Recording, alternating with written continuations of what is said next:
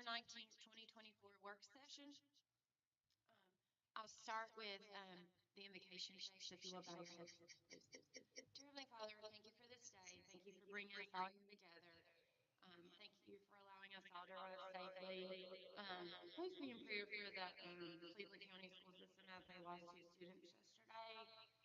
We all know how difficult that can be for a system. So be in prayer for the students and staff this morning. Um, Help us as we go through our meeting to make mindful and meaningful decisions for our school system. Is in your name we pray. Amen. Okay. I just want to make a note. There are times on each item today. It's sort of a suggested time, but if we don't kind of adhere to it, we're not going to get through all the topics we have to. And we do have some closed session items. So if you see her motion at me, it's because we're getting close to that time limit. So first thing up on the agenda today is the NCSBA board member training credit application. I believe it's for Ms. Gibson for some continuing education credits that have to be approved by the board for her to receive those as counted. I think there was an attachment in there for you guys to see which courses that she took or which hours it is. Motion to approve. I have a motion to approve. Do I have a second? Second. Any discussion? All in favor? Aye. Any opposed? Okay. Ms. Gibson, you have been on your credits. The next. I know she's been on it. The next item on the agenda is the CEP school numbers. I'm going to say that's right. Ms. Tambasco. Tabasco. Tambasco. Did I say that right? Tambasco. Tambasco. Okay. Sorry.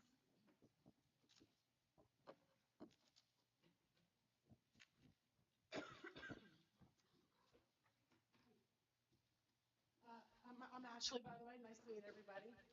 So what I did, since I wasn't here last year, I took the first 30 days that we had last year and compared it to this year. And all of our schools overall are pretty much up. We're 10% up in breakfast, as you can see here, as an overall district with the numbers compared to last year. The few schools that we needed a little help, I actually visited yesterday. Some of the issues were actually, I know, I was wondering why it was 27% with Dr. Dennis, and it's really because the YMCA, I was told, was being fed there last year, and they're not this year. Okay.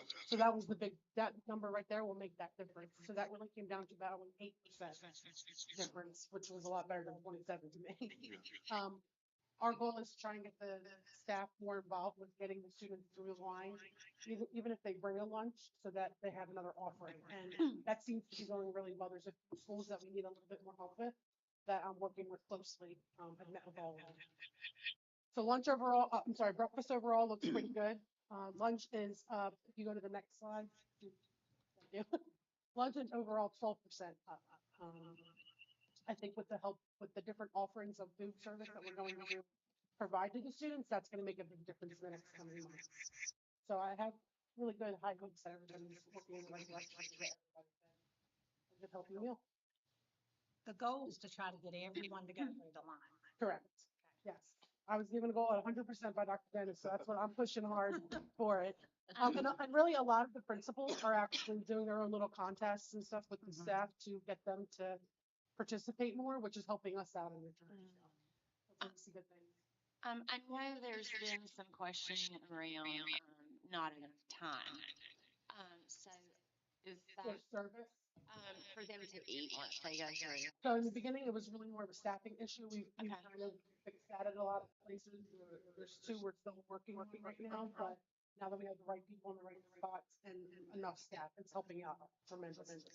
And just for the public's verification, since we are streaming this today, and I hope that folks watch this, the more kids that eat, the more staff we can have. Correct. Therefore, the line will move faster. Correct. The more funding the more students we get, the better our program is going to do overall. Okay.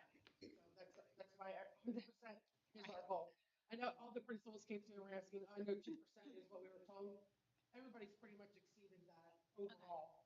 So I said, we just got to keep going 2% each month, and that'll help out tremendously. want to kind of give kudos to East. I don't know if other schools have done it, but I saw that they had like a little flyer with a QR code for parents. But any other school that is promoting that, like, we really appreciate that because, like we said, the more kids that we have in there, the more hours our staff can get, and therefore, more efficient for all of our students. And it's a good program to take advantage of free breakfast and free lunch. So, go ahead, Dr. Lynn. Which of the areas did you have that they didn't have enough staff? Was that the ones that the numbers are so bad? Actually, no, they were in between the other ones. We had Albemarle High School, we had Central, that's Central, the school that we serve the most meals overall in general. We had a couple issues there too. But now, actually today should be the last of the hiring process and it's complete so that everybody is staffed fully. Now, I will say, and I can't go into this any further than what I'm going to say, is there was some staffing opportunities that Ms. Tabasco had to address, and she's recovering from those opportunities. And but those are opportunities that she had to seize to be able to be more efficient. Correct. If you understand what I'm saying. And can you allude a little to, I know students and parents alike would like a little change up in the menu. Can you allude That is to the a little biggest bit thing. about that? That is the Because biggest thing. I think they'll be excited about So that. what I've done, I've asked every school cafeteria manager and principal to give me their top 5 items that they like and the bottom 5. That's going to help me with creating menus because there are a lot of products out there that we're just not utilizing in the district. And that just goes with some knowledge and some people not knowing what's out there and different offerings and kind of being scared to take on something new. I'm not afraid of change. I think it's going to be better for the students and staff and everybody overall. I'm excited about that. So too. thank you so much. And You're welcome. welcome. I know Thank we you. haven't had you in a meeting yet, but thank you for You're being welcome. here. We appreciate all the hard work you're Of doing. course. Thank you very much. Thank you.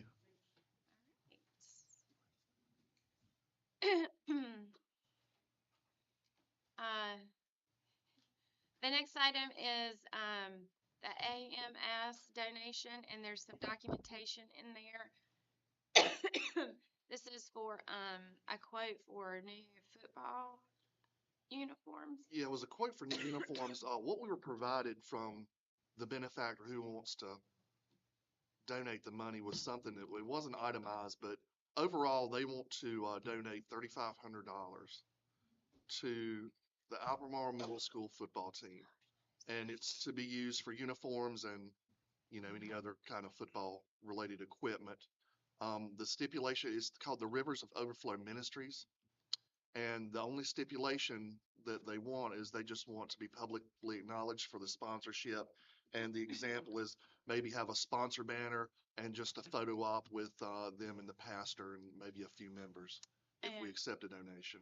And board members, this was something that was in Dr. Dennis's purview to approve, but since it did have a little bit of a religious background to it, I wanted to make sure that everybody was on board before we just let him do that and kind of take the brunt of that. But it is an actionable item. I think it's very noteworthy that somebody's willing to come out and just sponsor our kids' new uniforms there, because I know they've been needing uniforms / equipment for a couple of years, I think. So that would definitely help out. So I will open it up for your comments, motions, questions.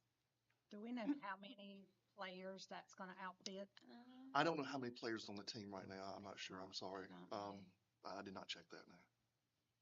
So are they the same jerseys they got now, or are they different jerseys? Well, it'll be, as far as when they order the jerseys, they'll have they'll have options with the jerseys will be. I mean, they will still be the same color and the same basic setup, but I can't tell you exactly what brand yet they're going to order.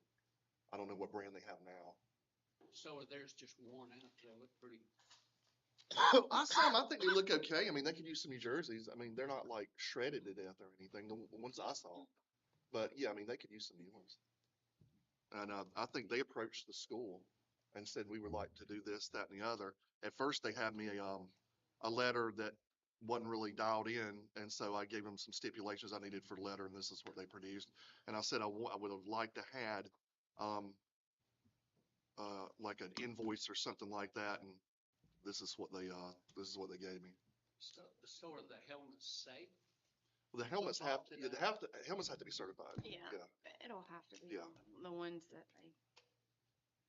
I would have thought it would have been a lot more than that. Helmets are expensive. They're, Yeah.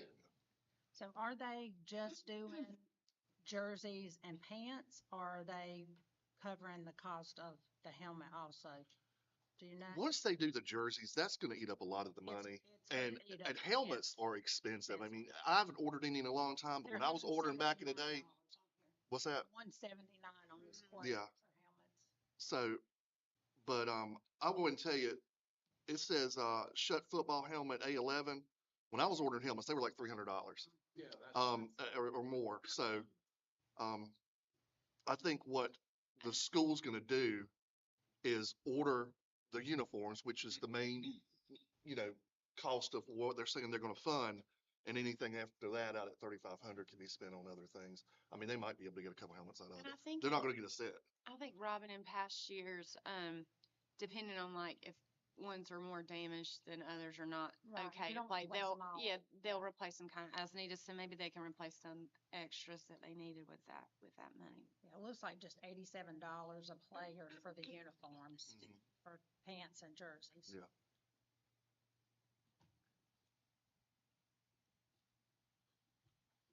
If there's no other questions, motion approved. Motion to approve. I have a motion and a second. Any discussion? All in favor? Any opposed? That's passed. Thank you. Now we have technology refresh and the student device update with Mr. Britt. I think it's that was great timing on the part. Good morning. Good morning. Just wanted to give you guys an update. I met with, I guess it was instructional, was that the committee about a month ago? To kind of give them a little insight to probably one of our biggest expenditures, which is the one-to-one program, which, just a background for you guys. We initiated our first one-to-one program, at the high school level roughly 2013. So we've had something in the form of a one-to-one, for pretty much 10 plus years, okay? Now, over those years, starting with the high school in 13 and followed by the middle school, we began to roll out devices to individual students, and they became something that an option to purchase. A lot of school districts across the state. And that was the same time that testing at those grade levels began to transition online. So that became part of the instructional resources that staff used. We then expanded in the later part of that, say 2016, 17 to the grades 3 through 4, 3 through 5, elementary. And then finally we had talked about the K2 environment, what would it look like at that time. And so we had deployed the touchscreen devices, which are a bit more expensive, but more advantageous for the younger learners to manipulate and use. And a lot of what they did instructionally with the center instruction, you could set up 10 or 5 year, deploy them, with a regular instruction. Which that gave us at least advantage to afford an option like that. So we put 10 in those rooms in the K2, okay?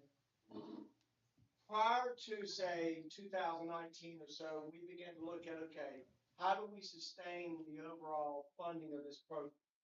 How can it be something, because these are, they're relatively inexpensive compared to, let's say, $1,000 Mac or something like that, but they're still an added cost and a big cost for our department. Because one of the things I observed when I came into this role 10 years ago is that while we invested heavily in those student devices, we neglected a lot of classroom technology. We would go in and you would see the projectors. Bill, you probably had one that you could barely see on the wall. The computers they had, the teachers had, we refurbished them instead of when we probably should have replaced them. And so, we kind of got away a bit from what one of my predecessors had started in 08 when I was teaching, was a commitment to a 21st century classroom, as he called it. So I wanted to kind of pick that back up around 2020, which we call the Vision 2020 plan, where we begin to invest back into classroom technology. That's when we put the interactive panels in. That's when we put workstations for all the teachers to have a large screen to use. and then gave them individual devices as well that are more up to date and usable.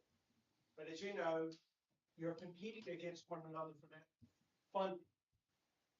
So we're kind of worried as to how we can sustain this added expense on all this that we want to provide. Well, then, like everything we dealt with in 2020, we had a rush of funding that helped mitigate some of what we were kind of putting off. And so at that time, we began to purchase in to refresh a lot of our student devices using the federal funding made available through COVID, but a lot of ours came through E-rate, which they made emergency use funding to provide student devices. So we probably found, I think there's a slide you guys might have, oh, it's up here, sorry. It's number 3. This gives you a little background real quick. You look at 3 here, where's, okay. No, we're good. You can look at, these are all the devices that we currently have in circulation today that we bought going back to 2020. And what I will point out to you, 2 columns.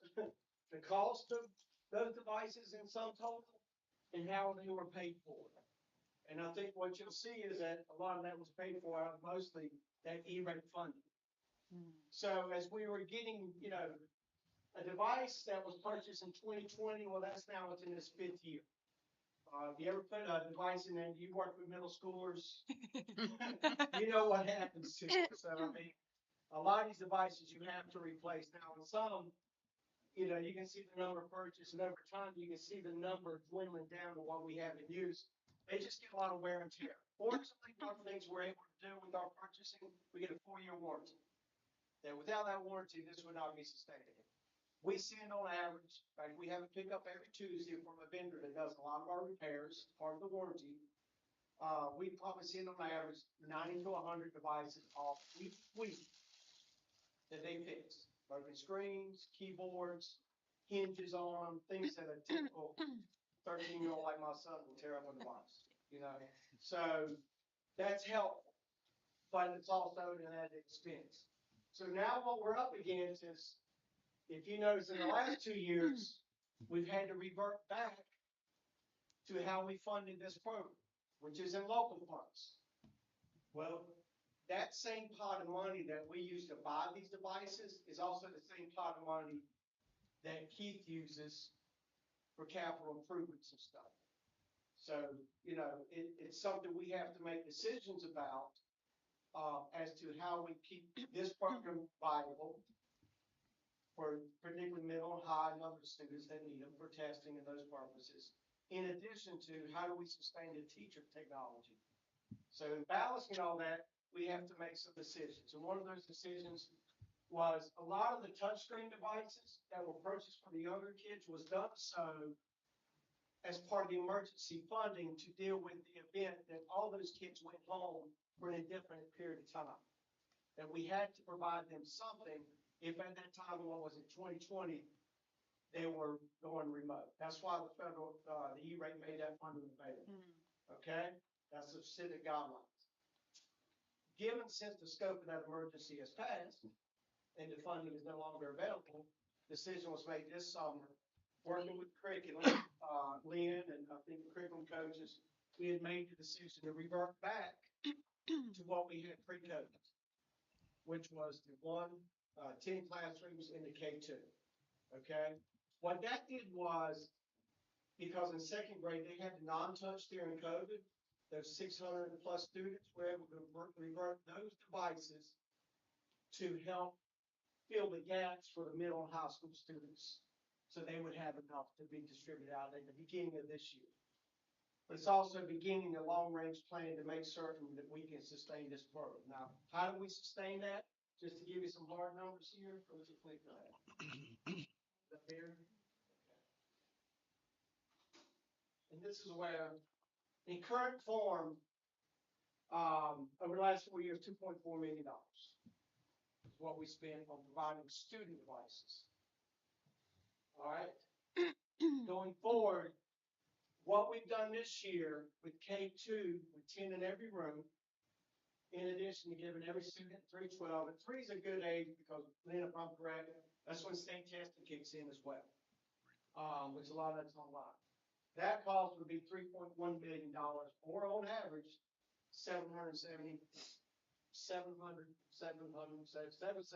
over 700,000 a year. Okay? Now, if we were to go back to what we had in COVID, that would then obviously increase that cost to $830,000. These are estimates on current pricing. And we also, that doesn't include, that's just student devices. That wouldn't include the teacher equipment that I think we need to stay committed to. You go into classrooms, you see the interactive panels. Well, those now, we bought a lot of those in 2018. They have no warranty on them. So what we have to do is every year, 6 or 7 of them go out, they go bad like any television or any TV, we replace them. We don't want to hinder our ability to do that. I like to keep funding them. In fact, and also in addition to, I think this year we expanded 10 to 12 classrooms from what we had the year prior. So I had to buy more of this equipment to fully equip new classrooms. So what I'm getting at is a lot of this is the funding aspect of what we would have to commit to. And, a lot of this, again, goes back to our capital is competing against the same pot of money. So I wanted you to know that because decisions are not just made arbitrarily, they're made with the understanding, not only do we need to try to stay committed to classroom technology, but we also got, I know a lot of what you do is HVAC, roofing, all that stuff was just as equally as important in the classroom. So balancing all that, that's why these decisions are made, okay? Are there any questions y'all may have about this? Yes, ma'am. Are there any grants that we've applied for? I mean, the grant we had was the E-rate, Right, but those So things nothing come new. regularly. right. This is not, the vendor we typically purchase a lot, they have a grant department, and trust me, if they were to find grants, they would make it known to us, but a lot of those grants, they're very specific. It's not something that we've never been able to find enough of a grant funding Right. to sustain the cost, the overall cost of the program. I think one point too that needs to be made is you also have a teacher refresh and an admin refresh coming up. That's going to be about 700 some devices. And, when we do look at funding, when we look at a funding model, we got to look at how we're going to fund in perpetuity to make sure that we can sustain it. This is not a one-off cost. This is a yearly, Right. like Dr. Dennis said, I've got admin devices. They're 6, 7 years old. Their batteries are going dead after 20 minutes or so. We need to refresh those, but you try to pick out and prioritize things. Obviously, classroom instruction, classroom technology takes, it's a high precedent for us. I do. And of course, I'm speaking from a teacher perspective. So you know what I'm getting ready to say. But when you mentioned that when we first started the program and your predecessor, we were aiming to be 21st century learners. So I question that we had our K2 devices for one-to-one. And so the question in my mind is, are we falling behind then with being a 21st century learner or a 21st century classroom? And I feel like our teachers were used to that. And I feel like for the most part, our teachers worked well with those devices for one-to-one in K2. I understand the funding issue. So I guess I have a question, and I remember, Bill, you remember this. When we passed that sales tax bond, or the sales tax, and worked so hard for that, a part of that was technology. I think the security side, yes, that's the camera. So that is not, we cannot use that, then that's not for our technology devices in our I think schools. some can offset cost. Well, the problem too is the county puts all that money in your local current expense. They don't put it in your capital fund. Yeah. And by the local current expense, it also, well, I'm not going to get into politics of that. I think we've all discussed that ad nauseum. But that money goes into local current expense. It's not a capital. Whereas when I've worked in other districts, the district would give a capital expense line item for technology.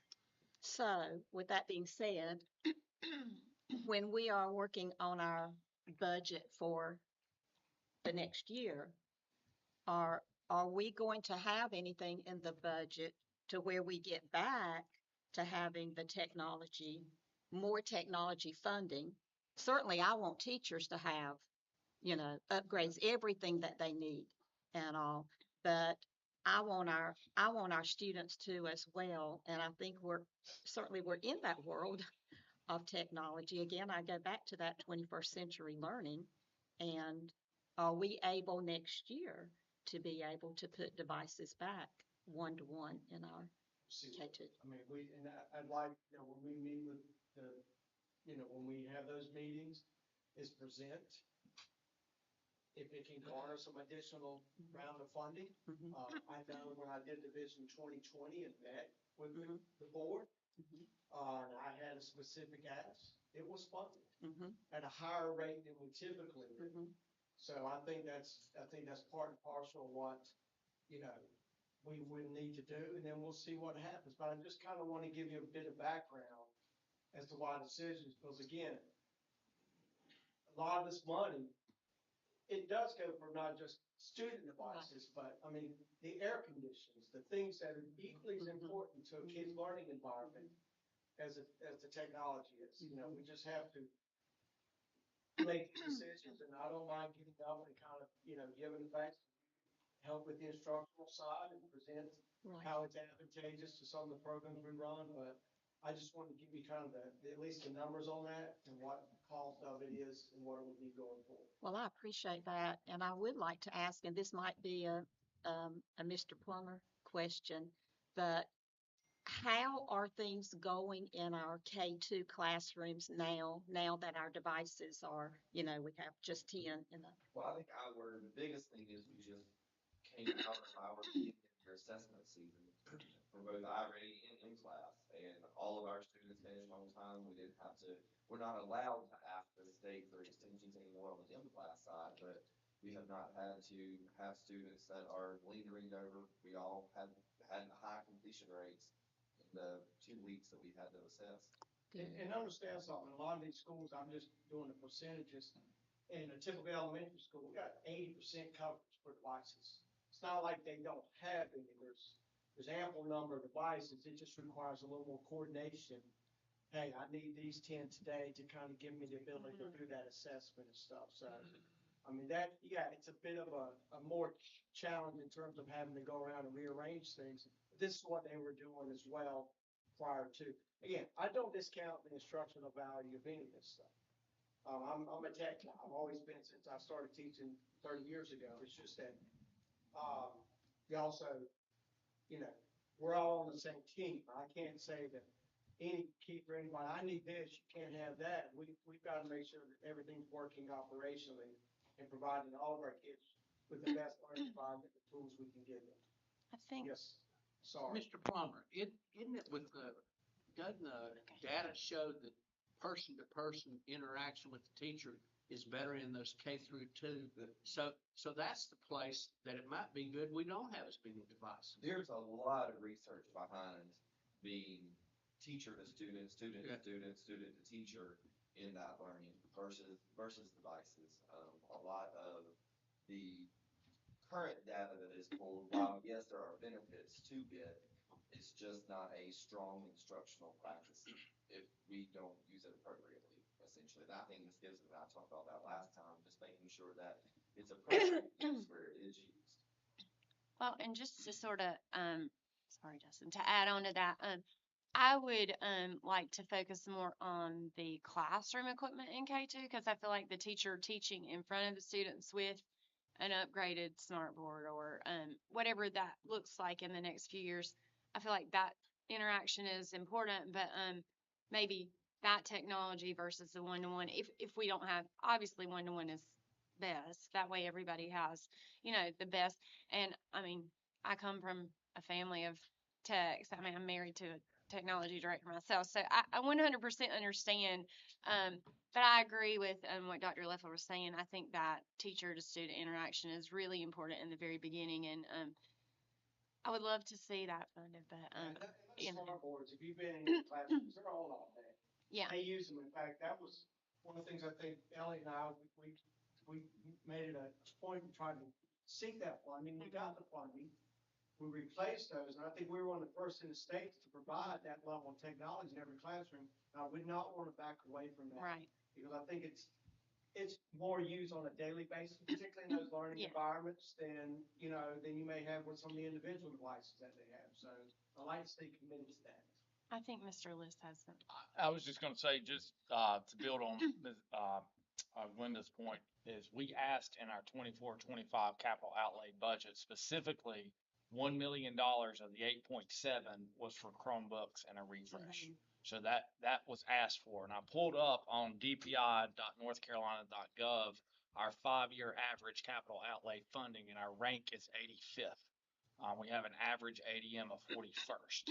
So again, we're near the back, not only in the per pupil allotment rank, which was 105, but we're near the back on a 5-year average of capital outlay funding at 85th. So it was asked for, we didn't get it. Therefore, decisions have to be made by the superintendent, Sean, and the administration. And as we mentioned in that, once the adopted budget come out, there are going to be cuts coming because we have the expense of the state mandates coming through on the classified pay scale. Essentially, our cost rose faster than the revenue coming in locally. Okay, I'll keep you up to date. Yes, sir. I must shift back to the instructional real quick. I totally get where the repetition and games, interactive games at the Chromebooks help the younger kids. At what grade do we require Canvas for turning in assignments for our kids? Because at that point, we have to provide these kids with something. I think Canvas is we don't require it. It's not a requirement to be submitted, but it's how they use at the high school level. Middle school, what did you say, half and half? More than half. Yeah. Once they reach 6th grade, it's, Mhm. I mean, that's when you see Yeah. Canvas being used more and more. Yes. Not as much. I think at the elementary, there's some use of, say, Google Classroom and things that are, but as far as the Canvas question, I think 6th grade is kind of the starting off point. And then really by high school, a lot of teachers utilize that for distribution of their instruction material. This is platform. So. And I'll give you an idea of just, while we're on capital outlay, of Person County, which has an ADM rank of 71, and I think Dr. Dennis used to work there. Their capital outlay funding 5-year average rank is 56. So they're ahead of the game. They were good. I will say they were good about giving us money specifically for technology. Surrey County is often referred to by our lovely commissioner board and county manager as being very comparable to us. They had an ADM rank of 48th, and their 5-year average is 46. So again, we are way behind the curve on a 5-year basis, according to Department of Public Instruction audited data, dpi.northcarolina.gov, student statistical profile ranking. We're nearly last, bottom quartile. I didn't make it up. It's not self-reported. It's audited government data. Thank you for sharing that. And I know that like our teachers well, again, I am referring more to the K2 teachers, but our teachers understand why this has happened and that it is a funding. Yeah, I mean, It is a funding issue. Not easy decisions. Right. Particularly when it's something that comes to take advantage of. I totally get that. But again, Right. and I will seek and I will continue, and I'd like to present again as I did some years ago when we did get funding to expand our program. And make the pitch along with working instruction with the instructional team. And, but yeah, he's right. I mean, that all comes out of that increased funding that we would need in order to sustain or expand the program we want to expand. Okay?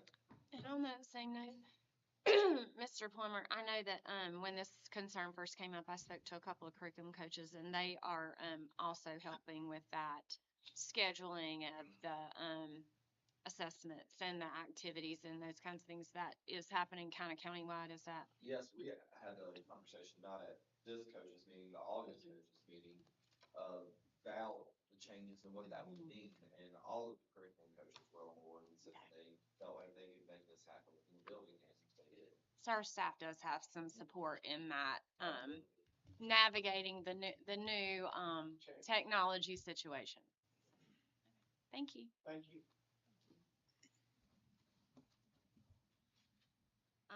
Next we have facility updates and a presentation. Can I do the current facility use Oh, agreement? wait, form? I'm Go ahead. sorry. No worries. I'm Yeah, his is a lot better than mine. sorry, Kate. This is more of a point of information than anything else. Keith and I were having conversations, and he was having conversations with principals. And what's happening essentially is, and cost of doing businesses went up, is that we have people that use our facilities. And we talked about this the last facilities committee meeting. And when they use our facilities, they also use our paper products, they use our utilities, and a lot of other things. And as they do that, we have to make sure that we're getting compensated to be able to replenish and sustain that and not take the money away from the schools and away from the kids. And I know there's opportunities within the little kids where the only thing they have to do to play sports is the local youth league. But we also have other people who use our facilities that kind of go above that, maybe like an AAU team or, just stuff like that.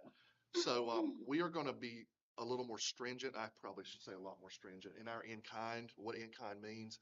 In-kind means that I have to be able to put a very tangible value on how it helps the district.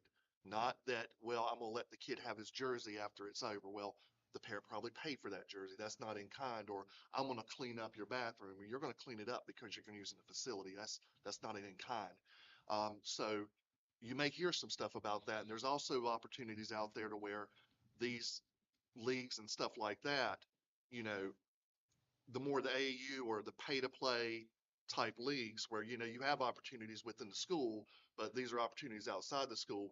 I mean, they're going to have to pay their fair share, and you can look at some of the documents. It won't be cheap. But we're going to have to recoup that money because we're going in the hole, especially with the products and the utilities and stuff that are being used. On another note too, it just should be for your information right now that as we move forward with the Indy construction, the use of the Indy gym is going to become somewhat restricted and eventually very restrictive because as we expand that property, we have limited, not septic, septic. We have limited septic opportunity. And a part of the, as far as the flow rate agreement with the state is we're going to have to cut down the flow rate. Now, usually if you just have a curriculum night or you have an event, that's not a big deal. But the heavy usage during basketball, during the wintertime, will drastically increase our flow rate to the point to where we're afraid the septic, it won't be good for the system, correct? And we also are looking at some opportunities to where we've had some of our facilities, now when we get into the details, I'll be glad to talk offline, that have been requested for large blocks of usage, which prevents other organizations from using those facilities.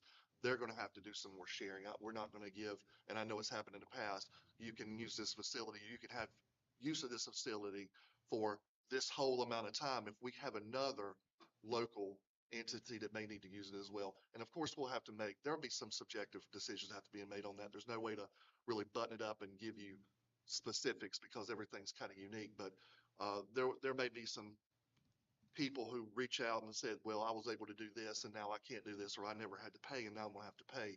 Just understand that we can't go into a hole like we have been with our facility usage. We're going to have to start charging some money to use, and we're going to have to start spreading a little bit of love too, because we're getting more and more and more requests all the time. And, I guess that's basically it. Any questions on that? When someone sends a request in, is that handled at the individual schools or do we have one person? That's a good question. So when they send a request in, it first has to be approved by the principal. When the principal approves it, then it goes to Jacob, and Jacob approves it at the district level. Yes, sir. South Carolina schools are rented out to they're renting out to these travel leagues, football, baseball, and you pay an admission fee. I know that's where a big chunk of that's going.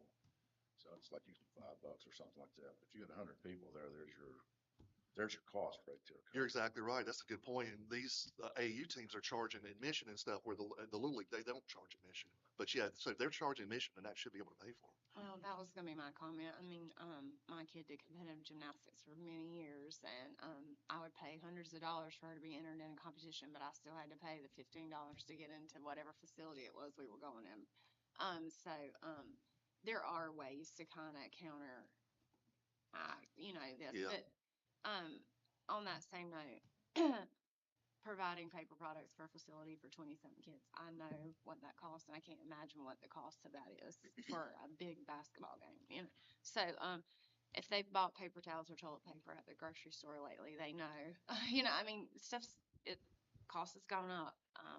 Well, that's a good point. So if, like for basketball, for a gym, if you've got a league that wants to have the gym and they're using it every day of the week for practice from, we'll say 5, 6, whatever to 9, and then you're going to have games that Saturday starting at 8 or 9 all the way to probably 4 by, however long it lasts. That's a lot of septic usage. And that's a lot of, that's a lot of, paper products. That's traffic around. That's, custodian's going to have to clean up or do something. So yeah, that's a good point. So let's say the youth football leagues, because I just experienced that Saturday at North Stanley. So let's say they're using that facility. There were hundreds of people in and out of there Saturday because they played all day long, and it was $5 a person That's to right. get in. So who is responsible for keeping those restrooms supplied?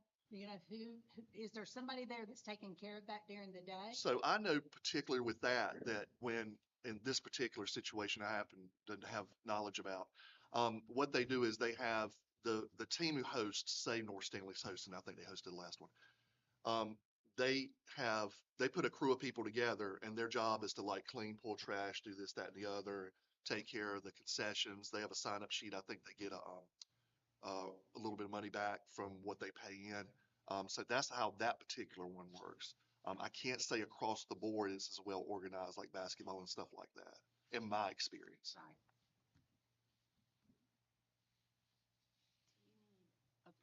I don't need anything. You've approved all this already. I'm just telling you there's going to be where we've tried to help out some of the leagues and stuff like that. We got to take cost prohibitive actions moving forward, especially with some of the data we were getting back from the principals. Are we starting like this immediately? Is this being put into place immediately? Yes, ma'am. We've been more discerning about approvals and different stuff beginning this year. And so again, this is a point of information for the board. Okay. Thank you. Thank you. Now we're ready for your presentation.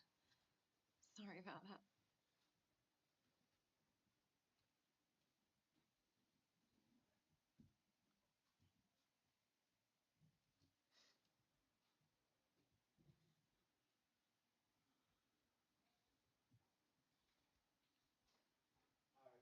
So mine should be pretty quick. So I just want to pass along a little update to each and every one of you, all the board members, and tell you how much we appreciate it for y'all's support. We achieved a lot of items this summer of getting done. Here, your first one is painting we did throughout the districts. Total contract services we had was over $60,000. We provide the painting products. We pay for them. They come out of my budget. We get them at a cheaper rate most of the time than contractors do, just because of the state contract with Sherwin-Williams. So, total cost we had a little over $65,000. Every school in the district got touched. Now, as we move forward, we're going to have to do more significant painting. Several of our schools need total painting instead of just a wall here, a wall there. We're getting in a condition where we need to do some major painting, and those will be contract services that we have to do on a large scale. Currently, we're trying to employ our own painter to where we have him on staff. That painter goes and does touch-ups throughout the year, door cases, stuff like that. Also does a little bit of carpenter work, and we can utilize him in so many aspects. And then we'll just do our major painting jobs district-wide during summertime, and we'll contract those out. Being full hallways. We'll try to get them on a rotation where we get this hallways and then we're moving to this one. And we do a full rotation. And, the plan should work every 5 to 7 years, full school painting will start over. That's the plan. So, Indy, we are moving right along with Indy. So there was 2 more pictures that I need to put in here, and I didn't get them to Miss Hogan time. That's on me. It's not on her. We have the slab board still got delivered yesterday afternoon. So we are very close to starting to see the walls stand. Starting to go vertical on the property, which is a very big, a huge plus. And now you're going to see things starting to happen very quick. With all the plumbing's in, the electrical contractors, they've got all their piping in the ground, so we're ready to roll. Storm piping will be, it's going to be done now, but the major part of it will be done later in the job. But we're moving along on Indy very well. Everything's looking good. A lot of contractors, they're starting to see it really fill up with contractors. We've communicated with them that they are to park at my office and walk up the road. They don't need to be parking in the road. If they can't put them on the job site, they need to park down there with me. So we're moving forward. Now, our next one is Mr. Plummer and myself. I've kind of sent some of these images over to him. I've already started putting together what a classroom looks like with some layouts of furniture options for the classroom. I wanted to go ahead and get this. We're ways from that, but I want to go ahead and get his input. That way we can go ahead and start working forward, building the package and getting that done, and we don't have to wait till the last minute. Most of these companies you deal with, they will go, we can go ahead and purchase equipment as far as furniture equipment, and they'll store it for us. They'll come in, they'll set it up. We don't touch it. They start from finish. So you can scan through some of those looks. Mr. Plummer's giving me some good feedback. We'll move forward. You know, but this is just a general idea of what a class space is going to look like. The type of furniture. This is new, up-to-date furniture. This isn't old stuff.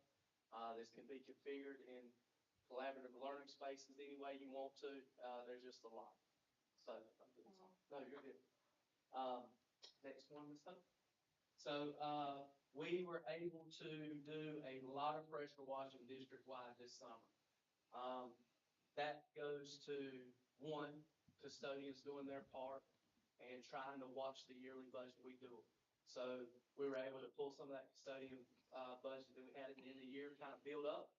And we were able to do a lot of entrances of schools, a lot of total schools. Like here, you see Albemarle Middle, we've done a full pressure wash on the exterior of the building. And then you go to, this would be Locust parking lot. So Locust had some issues going on in the parking lot. Here, of course, you can see a little imperfection in the parking lot, but that little imperfection was a big imperfection. Once we got in there, that entire parking slot, there was no dirt up under it. It washed out. So we were able to dig all that out, fix the pipe, and repave that slot. Now they're using it because we shut them off from using it. You can see several areas that we were able to patch where the asphalt has started delaminating from each other and the base layer. So we were able to do a lot of, there was about $35,000 worth of asphalt over there. Doesn't look like a lot, but asphalt's very expensive. Pressure washing, of course, this is Locust again. We were able to do all the awning area and all the front walkway, front entrances, and North Stanley bleachers. So North Stanley bleachers, we were able to have open, operational by their first home event. Now our next package we're building is to go to West Stanley High. Same style. It's going to have the same visual as North Stanley. So they a lot of good feedback from the school community. They really appreciate it. So thank y'all for help on that. And then a lot of carpet work. So this is Richfield. Of course, you can see. So the media center had not been touched in over 20 years. So a lot of your wear and tear, the school utilizes this as a pass-through area. There's a door here and a door there. They use that as a traffic pattern. Reason why we went with LEP here and then carpet squares is if you don't have that wear and tear. So we broke it up that way. So Richfield had a lot of carpet work done. The back, you go to 15, Ms. Hope, thank you. So this is the back entrance. This carpet here had a date on the back of it, 1999. So, but this is, it looks very good in there. The staff, they love it. The media specialists, they love it. So we also did the office, completely tore out all the carpet in the office. We went with flooring there. Richfield as well, we put actual doors we can control. Now these doors have been painted, sorry, that was right after we got them installed. But, these doors are full metal doors, really secure. So those have been taken care of. Pressure washing at South Stanley Middle, this was a big, big undertaking. I don't know when the last time that building had been touched, pressure washing wise, but the before pictures here, and then the after. It looks like a totally different place now. Stanfield, we installed our new mobile unit for Stanfield Elementary because of the growth. Now we have installed that unit. We'll get to use it, and we're about on our footprint. We really don't have a lot of space there now. Andy's going to take a lot of that off of us and help, hopefully. Stanfield as well. This is the older building in the back. Still had carpet in the classrooms. There was 3 classrooms that had not been touched. They were still carpet. And the main hallway. We removed all the carpet, put VCT in. Now we can, the moisture levels go down. We can control the building environment a lot better now. And it also looks a lot better, a lot cleaner, a lot safer. West Stanley High. So years ago I did a project where the flooring, and this is what you see here is the years and years of waxing of those the floors there. So what you see above is where we grinded the floor and polished it. Now this is what it looks like today. That is not a cheap item to do. But these floors will never have to be waxed again. They will just be polished from now on. The concrete polished floors, their longevity, their life's very long as we take care of them. But now we don't wax them no more, so we've cut down on the cost of wax being applied to those main hallways downstairs, the front entrance, and then how many people it takes to do it. This is a one-person job from now on. It doesn't take 4 custodians sitting here stripping the floor, waxing the floor, buffing the floor, then waxing it again. Now it's a one-person job. So it brightened up the area tremendous. Your hallways don't look. So how much did that cost to do that? $16,000. For how much of a? So this done your whole entrance, all the way down in front of the gym to the cafeteria, the little landing, and then it went all the way down the hallway that runs beside the cafeteria that is CT. CT hall. Thanks, sir. So what's the process? So they come in and they take a diamond bit on the bottom of the buffing machine, and they diamond cut and buff all the old wax off. There was probably 20 years plus of wax because it had never been brought back down to the floors. And so now we removed all that, put a seal coat on top of it, and we have pads, buffing pads that just go on the bottom of a regular buffer now that bring that polish back out. They can do it every quarter. They can do it every 6 months. They can do it once a year, just to bring the polish finish back out of it. So you had the audacity to take up the wax I walked on 30 years ago. Mine was a little longer than 30 years ago. We go, these areas that have concrete floors like that, they're built to last forever. So we do it when we build the building and never have to worry about it again, right? Well, when we wax it, we create an effect that has to happen every single year. But that turned out great. So, Yes, what about I know that's downstairs. Yes, ma'am. What about upstairs halls? We want to go to upstairs next year and try to Okay. do it. That cost is going to be roughly about $20,000. Okay. as long as the product stays the same price. Okay, It can't increase, it can Right. increase 50%. right. You don't think it'll decrease? I doubt. I haven't seen many items decrease. This is, West Emily's office. We tore it out, put new floor in there as well. West Stanley High. So West Stanley High School, this is the math science building closest to the road. There's been issues here for the chiller lines, and that's what you see here is them, they're sweating, they're dripping on the ceiling tiles. And so we went in and rewrapped every chiller line coming from the chiller, interior of the building, and rewrapped every one of them going to the unit ventilator, they controlled area. We tore out the ceiling completely. And we went back with new 2x2 grid. What you see, these are called eggshells. That allows the cool air to get into the top of the building, circulate to where it dries those chiller lines better. And we don't create problems down the road. We also installed 4 dehumidifiers above the ceiling down that hallway to make our system work better. So it looks good. Hopefully the issue is done and will not come back for a very long time. Pressure washing West Stanley High. And I think that's it. Got Yes, two sir. questions, general questions. North Stanley's bleachers, the capacity is the same or less than last The time? capacity is a little bit more Okay, just looked like that. than what we had originally. Yeah. And I meant to ask you months ago, do we ever get that stucco at South Middle fixed where it fell down?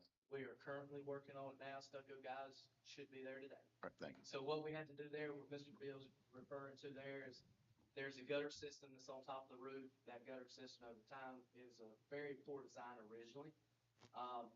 The actual drain runs inside the columns that are out there, the 4 posts, so you can't get into them when they stop up unless you tear down the column. So now what we've done is we fixed that issue, rerouted the piping, come straight out onto the ground.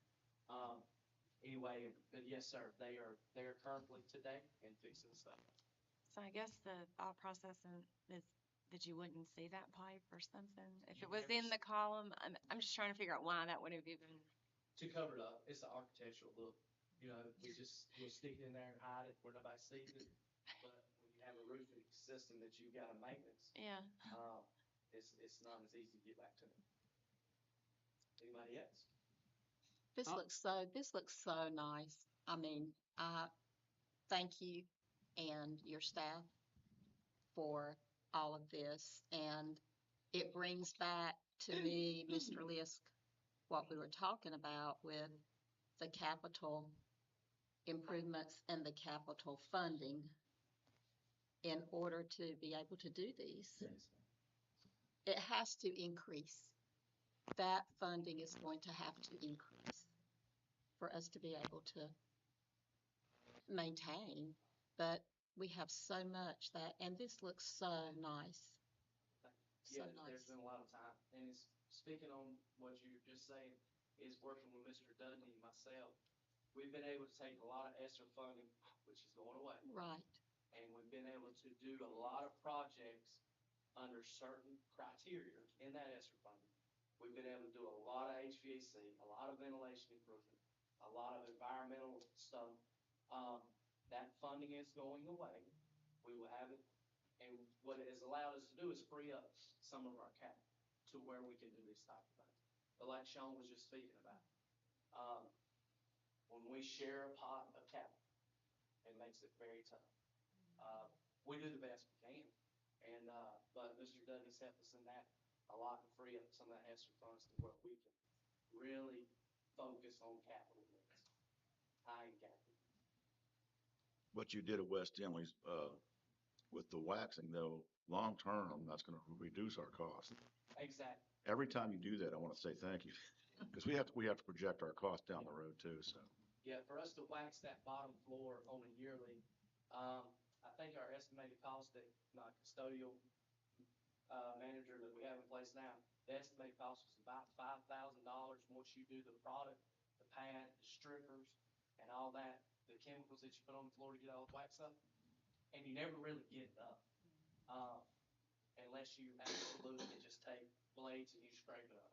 You never get it all the way to the floor, to protect it. So $5,000, $5,000, and then, you know, rates go up, employee rate goes up, and then you're tying up 4 people in one area at one time. So, yeah, it should help them a lot. But it'll pay for itself in 3 years. It'll pay for That's itself. what the points cover. Yeah. Yes, sir. On that Indian project, Yes, Mr. Plummer, where you were talking about those seating and that kind of thing, do y'all kind of talk with the teachers or have some kind of thing about what they want, or is it just kind of standard what you get? We will, but from my experience of building, Mr. Plummer and myself need to narrow that window down. And then we go and say, here's your options, here's your conversation pieces. If I was to handle The a book. 2,000-page book, then we're never gonna meet that target. So Mr. Plummer, and that's why we're trying to narrow their window down and then give them 5 options. Yeah. Yeah, instead of 5. Well, and I was gonna say, you would want some type of cohesion between the 10 classrooms. You wouldn't want each teacher just picking out, oddball furniture here or there. All different colors. Yeah, look like a rainbow of chairs or something. Can we go back to that slide with the Indy class option number 1? And we've already, just so you know, just to let you know, it's not in here, but I just want to pass along, we've already started working on the driveway improvements. I've already got a firm looking at that, so we've started in that direction, already to where we're ready to go, so school's out. Just, like, this is exciting to me because every person sitting in this room is able to see a modern classroom and what a modern classroom looks like. And for the excitement of the children that will be in there learning, for the excitement from the teacher who's instructing,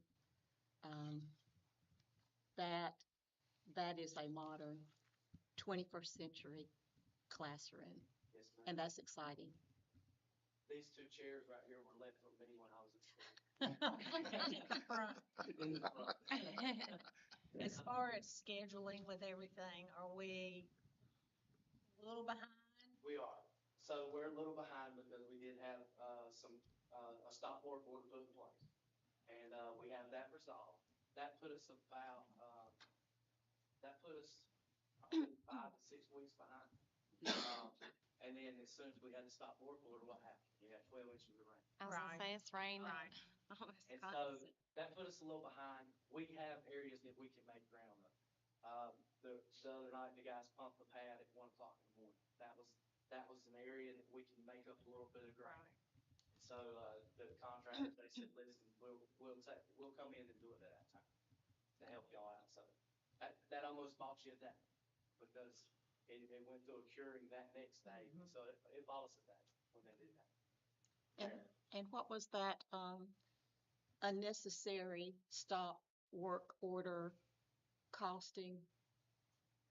The stop work order was roughly It was about $12,000. about $12,000.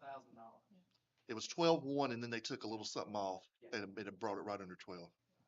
So it's right at $12,000 for your superintendent that was there. And then all the subs that planned work, we had to pay them for their inconvenience. Additional costs that we incurred that we were not expecting to, due to some county issues.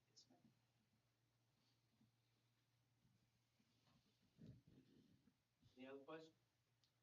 I just want to say thank you to you and your team for all the hard work you put in over the summer and this school year getting our buildings back into some decent shape. I know we've had, or I know I have had personally, some conversations with folks in the community that were displeased with what some of our facilities were beginning to look like. And so I hope that this gets those folks to start to see that we're trying to make good strides at getting our buildings back into the shape that they need to be. So, thank you.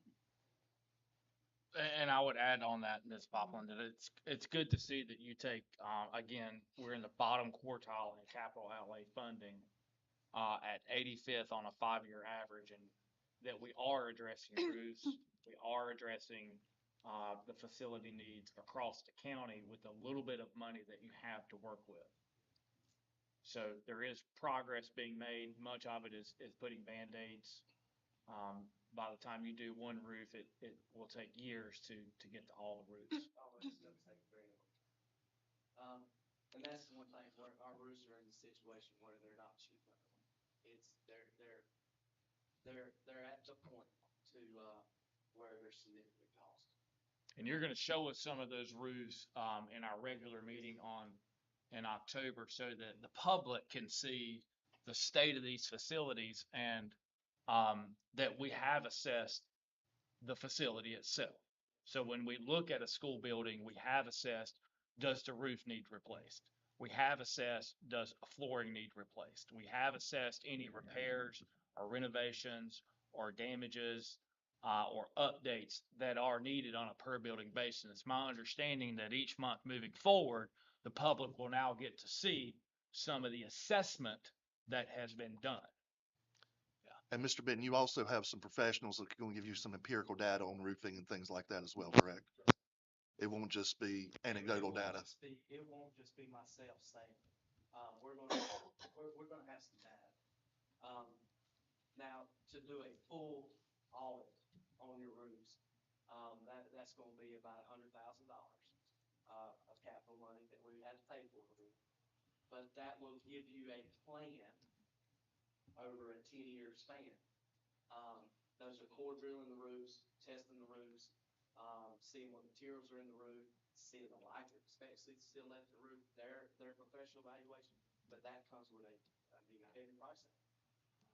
So just like West Stanley High School, when we looked at those pictures, and it looked like I was looking at the surface of Mars, and hundreds, if not thousands, of little bitty brown spots were, because it's a foam roof, were leaks in the building, in the roof, that were just bird pecks. And so that is multiplied across the county. Yes, so when we put this package, just to not get too far ahead of you, but I would say probably 70% of your district's got foam roofs on it. And there's visual damage to the foam. We have some schools that have very significant bubbling and cracking and busting of the foam. So in other words, we know what needs to be replaced as a system. We already know that. We don't really need someone to pay someone to come in and tell us that West Stanley's roof needs replaced. No. Okay. I just want to make sure that we are using our resources internally, efficiently and effectively for the taxpayer. We are assessing it. We have combined some of the Numerex data, to show where our population shifts are, where our crowding and non-crowding is, and how the trends are moving. But your team has done a fantastic job, and I think it's just the public needs to see the type of work that you're doing. When I listen to the commissioner board, there's this misconception that this board or your department or Dr. Dennis is not using any of our capital to address any of the ongoing needs that we have, and that in fact is not true. That's not true. Mr. Liz, can I make a point too? As far as these foam roofs or the cheaper roof option, they were put on the buildings because that's all the funding they had at the time to do that. That was not necessarily the preferred, but and a lot of this was before Keith and I, but when he comes in and I say, well, I can do this roof for $250,000, but I can do this for $150, and you look at what you have in the bank and you have to make a decision now. That's how those decisions were made. So, and I will clarify something I said before on ADM, because the public probably has no idea what that means. That's average daily membership. In other words, how many students do you have in the building? And so again, dpi.northcarolina.gov, data and reports, go to student statistical profile. We're 41st out of 115 districts in average daily membership. I pulled the number for August the 23rd of 2024. We are 8,706 students, excluding pre-K, going back to 22, 23 and pulling On DPI, we were 85-12. But then we look at capital outlay, we're in the bottom quartile at 85th. So to your point, I don't know how any board or the county can address the millions, if not hundreds of millions of dollars when you're only allocated, well, this year was 4 million, but if it's 1 million for a roof, then it's going to go very quickly. That's one side. Yeah. And there are lots of decisions that the administration has to make across the county. So whether it's a central office building where we're spending $90,000, so there's also this misconception that it's free. Well, I don't think it's free to the taxpayer. If in that rationalization and that behavioral bias, then everything the county does for the school system, which is required by North Carolina general statute, so it's not Santa Claus, it's not Christmas, it's the law. It's the taxpayer's responsibility and the county's responsibility to keep up with these buildings. I don't think anyone went to Christmas in North Pole and asked for Santa Claus gifts. It is a North Carolina general statute. So I commend you on your job that you're doing. I think the administration has tough decisions to have to make when you've got greater needs than what your revenue is. And as far as fiscal conservatism and using money wisely, the county hasn't even doubled their revenue in 20 years, roughly. Yet the cost of construction has quintupled. So the cost to doing all of these things, there's your hidden tax.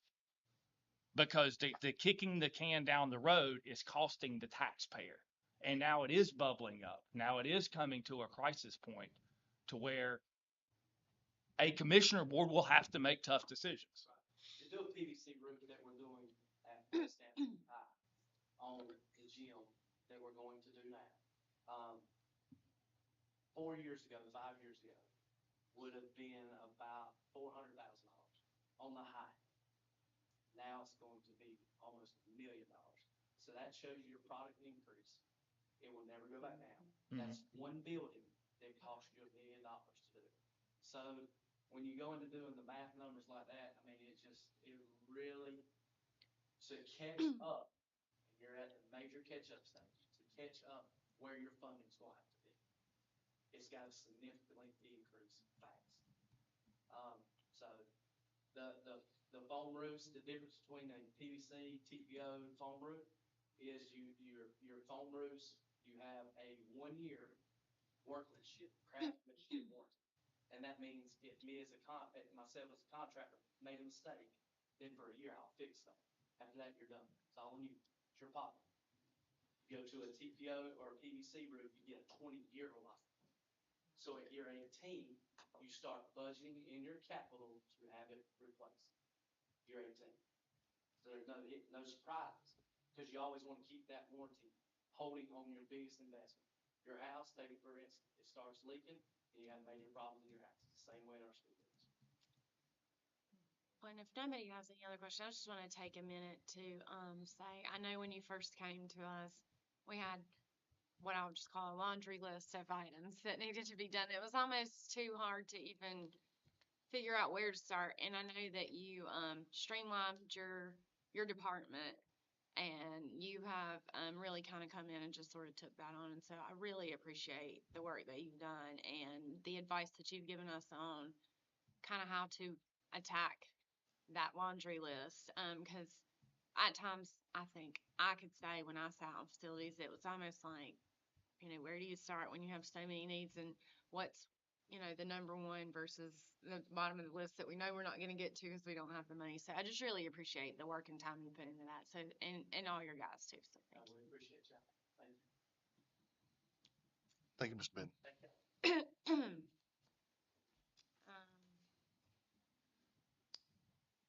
anyone need a break? Are y'all okay to keep going? I don't know. Everybody okay? Okay. Just check it. Next up, we have the Numerex contract. All right, so this contract's already been executed. And we've talked about this. I just wanted to bring this to light in case there are any questions or anything.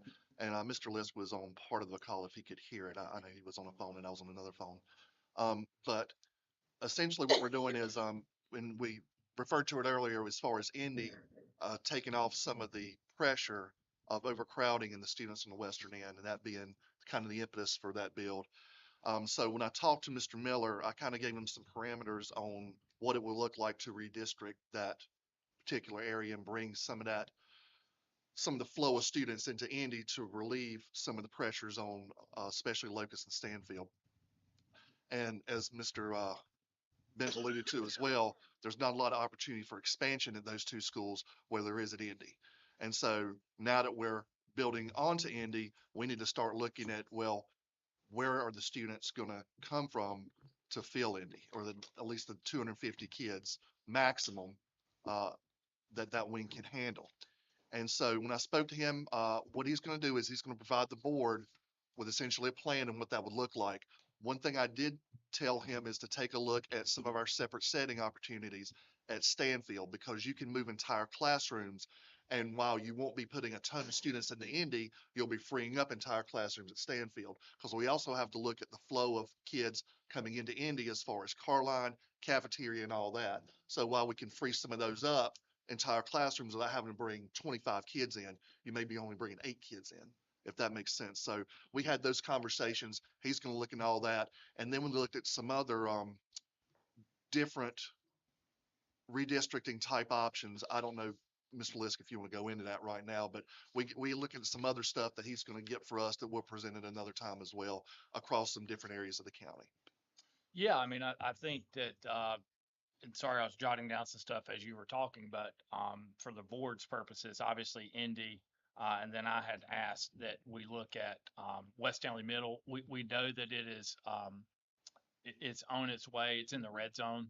I think the numeric study that Mr. Miller did before in early 23, I think mid-year, we got the results of that. And then some of the updates in our actual ADM that Hope sends out every month at the end of the month or first of the next month. It's showing that we're gaining in the western end, losing a little bit in the northern end. But again, going from 85-12 in fiscal year 22-23, and I think the state pulls, DPI pulls month 10, and I'm looking at basically month 1 of this year at 87.06, so that might go down just a little bit. I asked to look at West Stanley Middle. How can you, because it always can, we'll redistrict off the middle school. Okay, well, are we going to send where are we going to send Stanfield and Locust? Where are we going to send Oakboro? Oakboro is already districted into the South Stanley Middle School area. Main Street, Oakboro is South Stanley District as it sits today. So is that the Ridgecrest sort of rural area?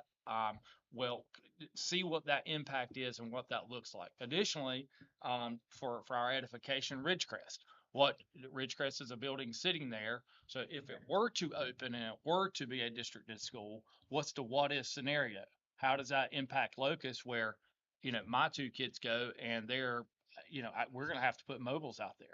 There's no room for those kids. Devron is the principal there, running out of room. Same thing at all of these western end schools. So what's the what if scenario? The what if scenario as well is Oakboro. Like, well, if we were to able the taxpayer to approve funds to build a new elementary school, and we could district it while still offering curriculum opportunities like STEM to in that choice environment, sort of a combo like Indy of a district and a choice. How does that impact our western end schools? So that was my ask personally of Numerex. On the call, I could hear Mr. Miller from Numerex sort of rattling in his seat about West Stanley Middle, that it's probably not going to be super feasible. It's not really going to be a major help. He's going to look at that option, but it's going to be a very difficult challenge to redistrict off of that school back to like North Stanley Middle. But I think for our purposes, the board, the public, the taxpayer, that they can see, we are looking at all of the options to solve some of these problems, and that we are gathering information, and that we will take action on the information that is gathered. And the other dynamic, which you brought up as far as you were talking about the north, the west and north, is then you have a split feeder as well.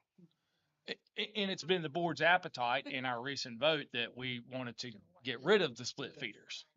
So I think, again, not to beat the dead horse, but on our commissioner board, there seems to be a misconception that we haven't had any studies, that we're just kind of reaching up Bill's rear and pulling out some things, that we just sort of make decisions on a whim. Easy there. That's Yeah. Don't pick on me. Well, I like to pick on Bill. But that is quite to the contrary. I think we have some very smart people on this board that work very diligently, that put in a lot of time. I believe for what, $3,000 a year when our commissioners get paid 32 a year. I think don't know that it's Wayne correct. told me the state house gets paid 14. So I don't know how little old Stanley County commissioner gets paid $32,000 a year, but I don't know. Maybe they enjoy that title and the income there. I don't know how that's fiscal conservatism. But anyway, not to digress here, but there is a wealth of information that the board is gathering. We have ordered studies. So this Cleveland County study comes up from our commissioner board. Well, if you look at that, a large part of that is a demographic study. Well, we've already did that. And this is the second iteration. So for the public, this is the second iteration of that study results that we received last year that was presented to the commissioners, so that we can see where people are moving to, what the forecast is. For all intents and purposes, the ones done in 2005 and 2015, which were combined with the facilities assessment, are relatively accurate, or at least from what I saw. So, they're not going to be exact. So it gives us an idea. And then I think combined, looking at the other part of that Cleveland County study is, well, we see that Keith's team and the facility folks are doing their job. They are fixing things. They are now taking pictures so that the public can see. We are assessing the facilities. We do know what needs to be replaced. So I don't know if that answered your question. Yeah, Or that was it. And one other thing too, to your point is, this will also update the forecast, so you will be getting 2 years more moving into the future. And also, when all this comes about by January, we're going to have to start making decisions. So you will have a draft to be able to give feedback on, to be able to give back to Mike. But we'll still have to we will have to start having community meetings by the turn of the next calendar year. And just kind of point of reference, I guess, it was suggested to us to have a demographic study done by the commissioners. Am I correct? that came out of committee. Yeah. Just kind of like discussing the office building. Yeah, it came out of committee, just like the needs-based grant, discussing with them in August and also in September, and they've already signed off on that. Yeah, so there's been communication on that. Because it was like, if you do this study, we'll look at funding, and we did. Yep. And we have those results, and now it seems that it's not quite good enough. Yep. Part of that came out of Indy. So Yes. the agreement that we would need to expand Indy, it was noted in 2005 that the western end was going to need another elementary school and was going to need a high school. So this is nothing new.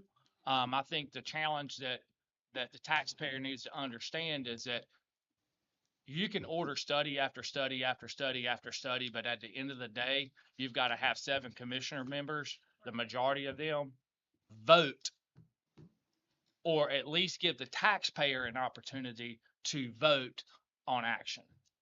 Well, and to me, that the term analysis paralysis kind of comes up, and I know Yep. that's kind of a cheesy thing to say, but we could study it to death and spend countless dollars on study after study and get result after So result. one thing I think I'm proud of this board is that we control what we can and that we're taking action on information. Madam Chair, I'm gonna need a recess. If we could take a recess for about 10 minutes so we can go to the restroom and move your legs a little bit.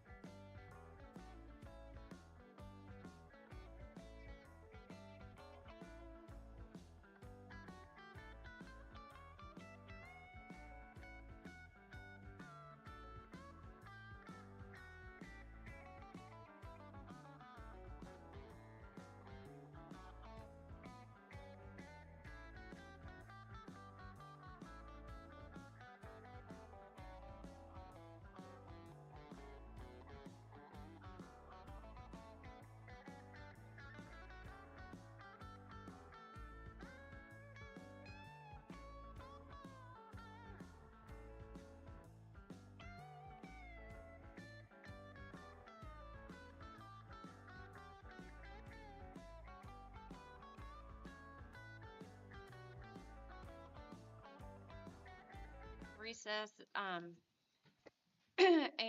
we are, now, at funding updates, Dr. Dennis? Yeah, I'm sorry, my computer went down. Give me Uh-uh, 1 second. okay. I got it. Sorry. It's coming back. All right, here we go. There we go. So this isn't a formal presentation per se. It's just to talk about like funding strategy and stuff like that. As we know, ESSER funding is ending, and we have to have everything encumbered by the end of this month. We have to have everything spent by December. So, having said that, I will say, as far as our funding strategy with ESSER went, I did not put a lot of money into people like some districts did. So at the end of the funding, you won't see 30 some odd people going back to the classroom or going somewhere else. My funding strategy when I first took this position and I saw how the county was funded was to use ESSER to help kind of build fund balance because I knew we would need it down the road. And so we used it accordingly, approved by the state. Like Keith said earlier, we were able to get some capital monies because we were able to do some capital projects, big dollar capital projects. And that helped us, of course, save for some of our fund balance, build our fund balance. And it's the same thing with our current local current expense. We were able to build some of that because we were able to take advantage of some of the technology things that weren't capital, some of especially when it comes to curriculum and a lot of stuff through curriculum.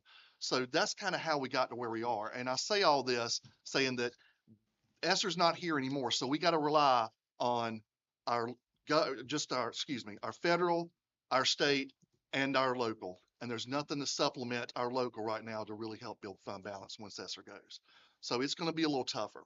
And I have put some cuts and things in place, looking at some spending things. But the reason we have a little fund balance to do some stuff and to do have some different opportunities we can do is because of how we did our funding. It's because we leveraged our funding to help pay for some things that really needed to be done and that ESSER allowed for us to do. And I will say too that I know the board had tasked me last time with, now it was through committee and everything like that, but they asked me to apply for needs-based grants. And so I applied for the needs-based grants you guys asked me for. I applied for potential monies for high school, potential monies for elementary, and a much-needed extension onto West Stanley. I know we were told on the 6th that they wouldn't consider it, and I was told during emails, and I think I shared those, that they wouldn't be considered.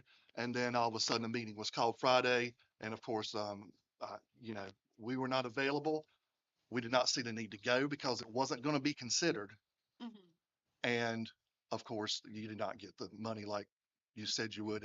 And we're talking about millions of dollars for a very small amount of money. One of them in particular that I would like to see was the extension onto West Stanley. If we were able to get those monies to do that, you're looking at a project that costs $12.5 million.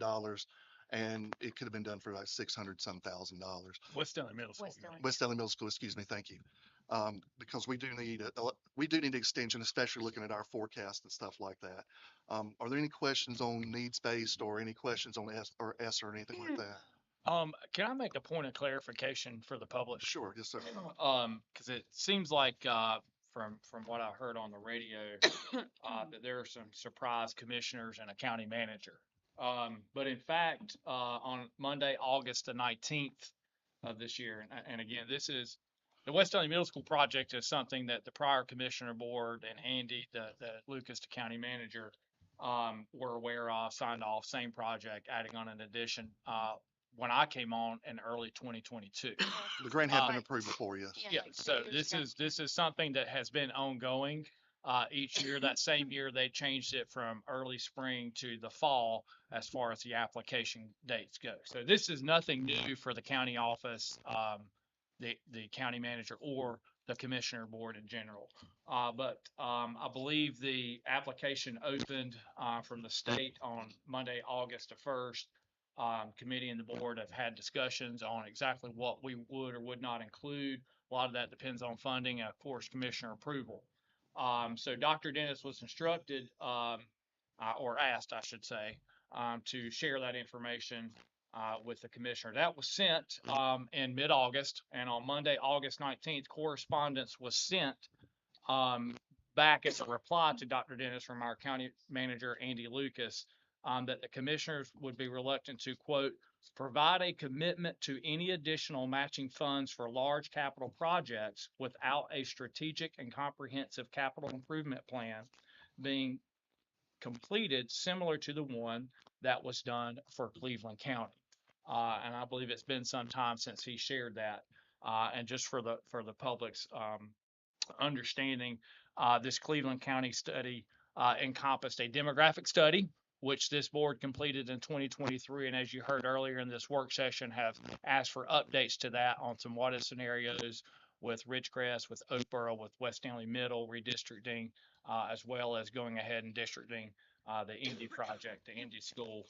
And so we proceeded to then meet with the commissioners as a committee, which we have been doing on a regular basis.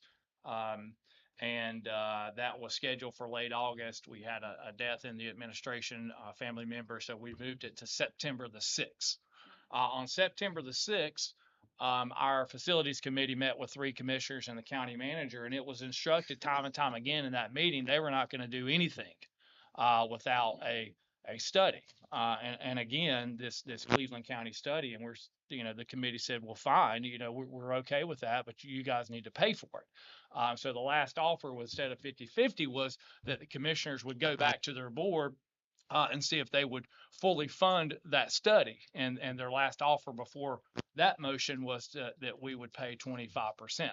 But our committee felt that we have completed a lot of the facilities assessments already, as Mr. Benton stood up here and as is going to be presented to the public with pictures, and that we've already done the demographic work. So if there's something that the county wants, then maybe they should narrow that project down and pay for that study, and we're happy to work with them. We discussed this needs-based capital grant. We discussed the deadline. We discussed what was needed for that. In fact, even some of the commissioners talked about, as I brought up, well, I'd really rather focus on some of the larger projects rather than a West Stanley Middle. That was Dustin's opinion, and some of the commissioners in the room discussed, the reason being the priority of the state when they give these. If we were awarded a small project like West Stanley Middle versus, say, a new high school or a new elementary school, then that throws us out of the priority list for the larger pots of money. And so some of the commissioners and the county manager want some clarification on that. So it was well understood that what the deadline was, what we were seeking. We discussed the board approved proposal, tentative plan on the high schools and the elementaries and some redistricting. So it was discussed, but the commissioner board nor the county manager had any intent on applying for these grants. And so let me read this again here. And I'll kind of read this email that Dr. Dennis provided to our county manager, and I'll finish. I ended with the quote from the county manager. So then, at a meeting with some of the members of the Board of County Commissioners on September 6th, it was articulated that the commissioners would not look into applying for any needs-based grant funding without a comprehensive facility studies. The members of the Board of Education informed the commissioners that the county would have to pay for the study if that was what they wanted, since studies had been done in the past with no action. Dr. Dennis is referencing 2005 major facilities and demographic study, another iteration of that in 2015. Here we are. Hey, Keith, what would it take to do one of those studies today? I heard $750,000. That's what I was about to It's ask. still push you close to me. Close to $1 million. Okay. Yeah. Sorry. So for the full 2005, we're talking $750,000. That's what the company who did it said it would cost Yeah, today. and it's our understanding from looking at those studies and looking at our facilities today, that little to no action has been taken from the county with regards to all of this information. Just a point here, not all the way paid for, but $750,000 would get us close to putting that roof on. Yeah, okay. Yeah. Instead of, So any paying sort for of study paperwork. would probably need to be narrow in nature, because the county manager has presented in public meeting to the commissioners that, $300 million was way too much for the county. He'd have to raise taxes 25%. He also noted in our September 6th committee meeting that they'd have to go to the public for a bond referendum at $60 million. So if we spent $250,000 to $1 million on a study, that come back like Cleveland County to assess millions, if not hundreds of millions of dollars worth of For maintenance. facilities, maintenance, renovations, construction, updates, et cetera, it's going to be a completely different number 10 years from now. When we started this process, it was in the low 300s to Yeah. build a high school. Montgomery did it at 285 a square foot. Now we're talking mid 400s. What we do know is looking at Department of Public Instruction website is those costs from 2010 have only gone up. The inflation has happened. So that's the studies that we're referencing. We have tons of information, our own studies. We have order demographic studies. We have 2 major facility studies. We know what needs to be done. At the end of the meeting, it was stated that the Board of County Commissioners was going to discuss the funding of the facility study at a later time. At this point, the Board of Education was under the impression that the Board of County Commissioners was not going to apply for funding for this year. The Stanley County Board of Education believes that they would be fiscally negligent if they did not ask the Board of County Commissioners to consider applying for these grant monies, given the age and shape of our facilities, the need for extra capacities in some areas, and the large amount of deferred maintenance. This is the final request from the Board of Education before the Friday deadline to submit the grant applications. The applications have been sent for the Board of County Commissioners to consider in another email. The Board of Education does not see the need for any formal presentations or meetings between the 2 entities for this matter, since the topic has already been discussed and presented in prior meetings. I'm going to read that part again. Since this topic has already been discussed and presented in prior meetings. And that's the discussion that happened on the 6th. On the 6th, and Okay. we were denied on Monday, August 19th in an email. So that the application period opened up in August with a deadline of September the But 13th. you also did some presentation on new construction in a joint meeting. Yes. We did back in May the 8th, I believe it Yes. was. You presented what the board had approved as far as a tentative plan to discuss for funding over the future of how we would address some of the needs that we have.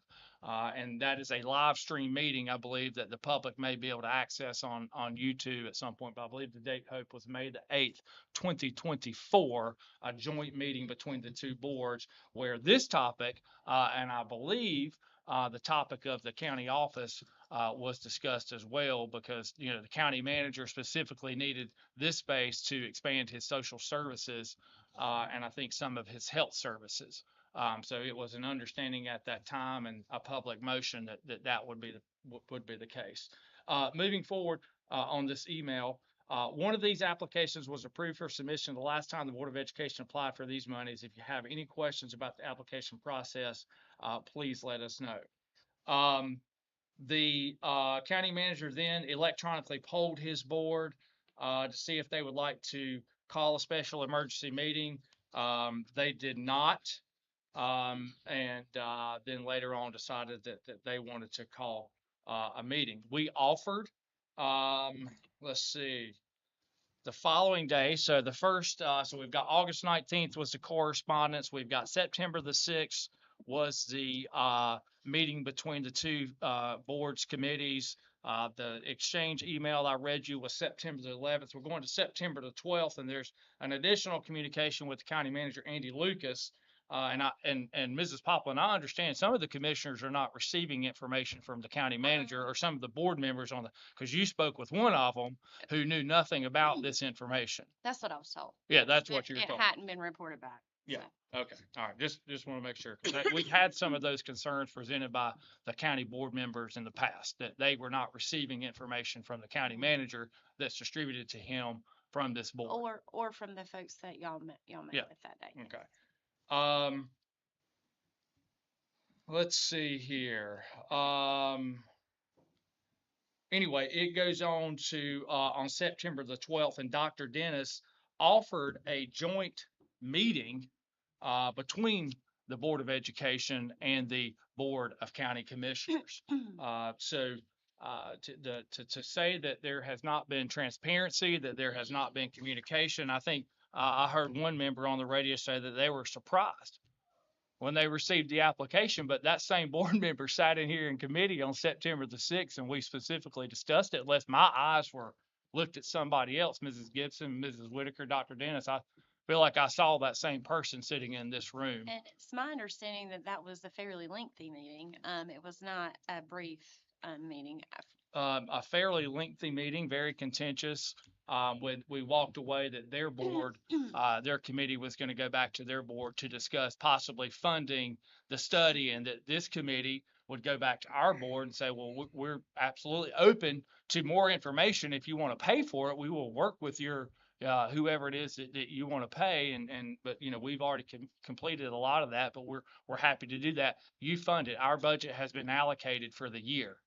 So to go back, and I think Mr. Benton, you explained to the county manager, and Mr. Dudney was in the room on, and to that commissioner committee on where our allocations of capital were already given. And so just to have to fund a $250,000, say at 50% of a possible study cost, we kind of discussed what we would or would not have to do to accommodate that request in this budget year. Okay. All right. So anyway, I'm sorry, and I'll shut up here, but I just wanted to make that point of clarification that there has been communication. It has been ongoing. It's years in the making. It's been very public. I also implore this board and this committee that moving forward, that all school board committee meetings with the facilities committee of the commissioner board needs to be public, because the fact that we can walk out of a meeting and that board can go, it's a he said, she said. The taxpayers and the public need to hear what that committee is saying and what their intents are. Well, and I know, not to dote on Mr. List or Ms. Whitaker, but you guys both reported back, as heads of your committees, being facilities and finance, to our board what was discussed during the meeting. And I would hope that they would have the same communication on the other side. And if they didn't, I hate to hear that, because that does cause issue. And that's why I made it known that, some were saying that they didn't know. And last point of clarification, just on that grant application, so the public is aware, it's a 5% match by the county. So if it's a $10 million project awarded, then the county is incumbent to match 5%. The state would pay for the project. For elementary, middle, or high school construction, they have upwards of $64 million up to the high school that they would grant. We would do a 5% match, and then we would have to cover any additional funding above and beyond that. But and so we gave those applications that were sent to the commissioners were for a new Oakboro Elementary School, were for an addition on West Stanley Middle School, and were for 2 high schools. Thank you. Next question, Dr. Dennis. Yes, sir. What was that you said a little while ago? We would have spent $600K approximately, or $800K in county funding to add to the addition of West, and the Fed would have come up with about 3-point-something million. Is that what you said? And if we have an addition to West Stanley Middle School, which is estimated about 12.5 million. 12.5 million. Mm-hmm. So for $600-some thousand, you get $12.5 million.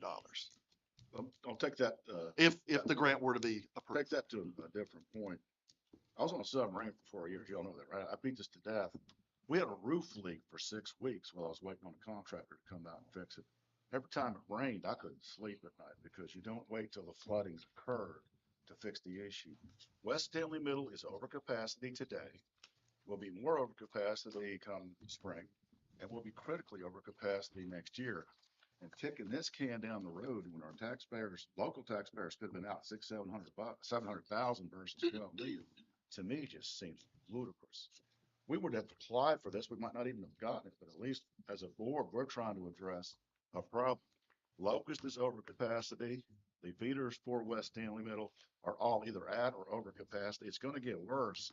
Locust just approved another housing development. That's what I saw on the snap. We can ignore this problem, or we can start putting tents on the roof of West Middle so our kids have a place to have class. I think that what I have heard from the public, in talking with the public, and many are our parents at West Stanley Middle that I've spoken to. They know the capacity. They know the issues there with parking, everything, drop out, drop off. So what I don't understand, and I think what the public does not understand, is the needs-based grant. Well, the public does get this, many of them. The needs-based grant basically is free money. And we don't know after this year if the needs-based grant will even be out there anymore. We were, if I remember, Mr. Lisk, we were in a queue, Stanley County Schools, and we were like maybe 45th, something like that, 47th, okay, in a queue. Now that we have not even applied for the needs-based grant, we're back to the bottom. So Stanley County Schools is back to the bottom of the totem pole, what you might say. In my discussion with some parents, the fact that, and you just mentioned this, Mr. Sorensen, like we could have received, if it had been granted, if we would have gotten this needs-based grant for West Stanley, for an addition onto West Stanley Middle, for 12.5 million, I believe, Mr. Benton. And all that it would have costed was around $625,000. Okay, that's all the county would have had. If we would have received, and they are giving these grants now to tier 2 counties, and we're a tier 2. So they're granting them now to tier 2 counties. And we have heard that Superintendent Truitt, that she is trying to push through as many of these as she can, okay, before leaving office in December. So trying to push through for new construction. So a new elementary school, a new Oakboro Elementary School. Because we have the land, we could build that school there for around 44 million. Am I correct, Mr. Benton? It would be about 42 million. Okay. Okay, and the match then from the county would be only $2.1 million. So that's money that's gone. That's free money. We're still, as Mr. Sorensen said, we are growing rapidly. We are overcrowded. And then at a high school, okay, for a high school, if we had that land, am I correct in saying this, Mr. Benton? 1,600 capacity student high school, around 95 million, okay, having the land, all that then it would have costed for the county was 33 million, 33, okay, around $33 million. So I think this is what the public and my conversation with the public is, why would we not, or why would the commissioners not sign off for needs-based grants when it's free money? And it would give us, especially when we think about West Stanley Middle, we think about Oakboro, a brand new elementary school. We were able to see slides up there of what the classroom, modern classrooms, going to look like at Indy with an addition. I think this is where the public cannot, and I can't wrap my mind around why we would not sign off on needs-based grant, knowing that now Stanley County Schools is no longer in the queue. We're no longer at 47, number 47 in the queue. We know that they're giving these needs-based grants to tier 2 counties now, and Stanley County Schools now falls to the bottom. So if we even have the opportunity to apply, we don't even know anymore after this. We're moving up. We would have to, I mean, we basically would know we're not going to get it because we've dropped ourselves out of the queue to the bottom. Well, for sure, if we didn't apply, we're not going to get it. If we didn't apply, we know we're not going right. to get If anything. you don't That's ask, what, you're not going to get it. yes, And yes. to equate it to And just. everyone knows this, Ms. Conklin, as Mr. List just stated, we've had these meetings. We've had these meetings with 3 commissioners. For a long time. For a long Yeah. time, even when you were involved, before I was. Yes, ma'am. Everyone understands this. Well, Every and the single person. process, yes. The whole process, they understood. And then we as a board decided that we were going to give the commissioners Mhm.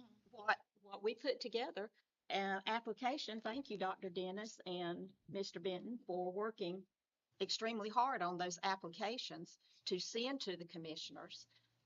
Because again, how do you pass up free money Well, if you are awarded that? It's almost like saying to somebody, if you give me $1, I'll give you $100. Mm-hmm. You might have to pay a teeny bit more money if we run over budget on what we're buying. Mm-hmm. But I don't know who wouldn't say, yeah, I'll match $1 to get $100. And that breaks it down very, very simplistically, Mhm. but it's a small percentage Mhm. of, Yes. that big chunk. Mhm. And to not even put our name in the running, right. is a hard pill to swallow. It really is. I think that's the sad part. Yeah. Is that the commissioners as a board took the possibility away Away. from Mhm. us. Yeah. We didn't have the opportunity to say yes or no. We knew it was something we wanted, but in the end, they're always the ones that are Mhm. holding the purse string. Well, They're always the one who gets to make the final decision.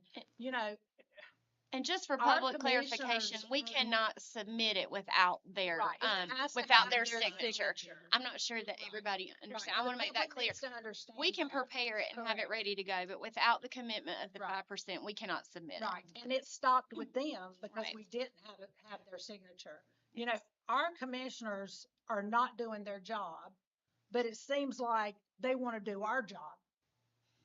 You know, and that's not their job. Their job is to fund us. It is our job as elected officials of this board to make the decisions of what we feel like we need facility wise. It's their job to fund that. It's not their job to make that decision.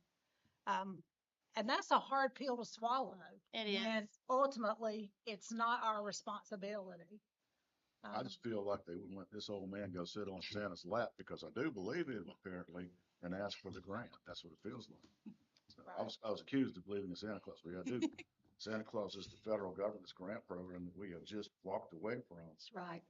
with huge needs. I challenged everybody in the county to just look at West Stanley's traffic pattern in the morning. Yes. Your best bet's to drive away from that. Right. If you're going through there, just going to Concord, and all it is we. Or even all the way out to Indy.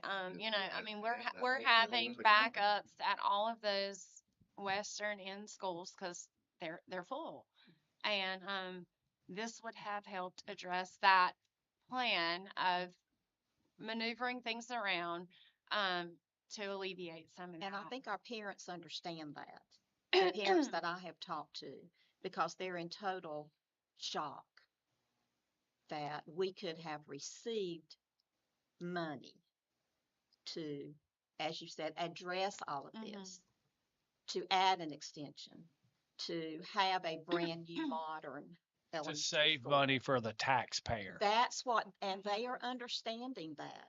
So they are really questioning the people that I have spoken to with how could you not? This is not rocket science. I mean, how could you not? Well, that's why I sign said it the off way on I this? said it, you know, because I feel like it is a small amount to match for a Mhm. large amount.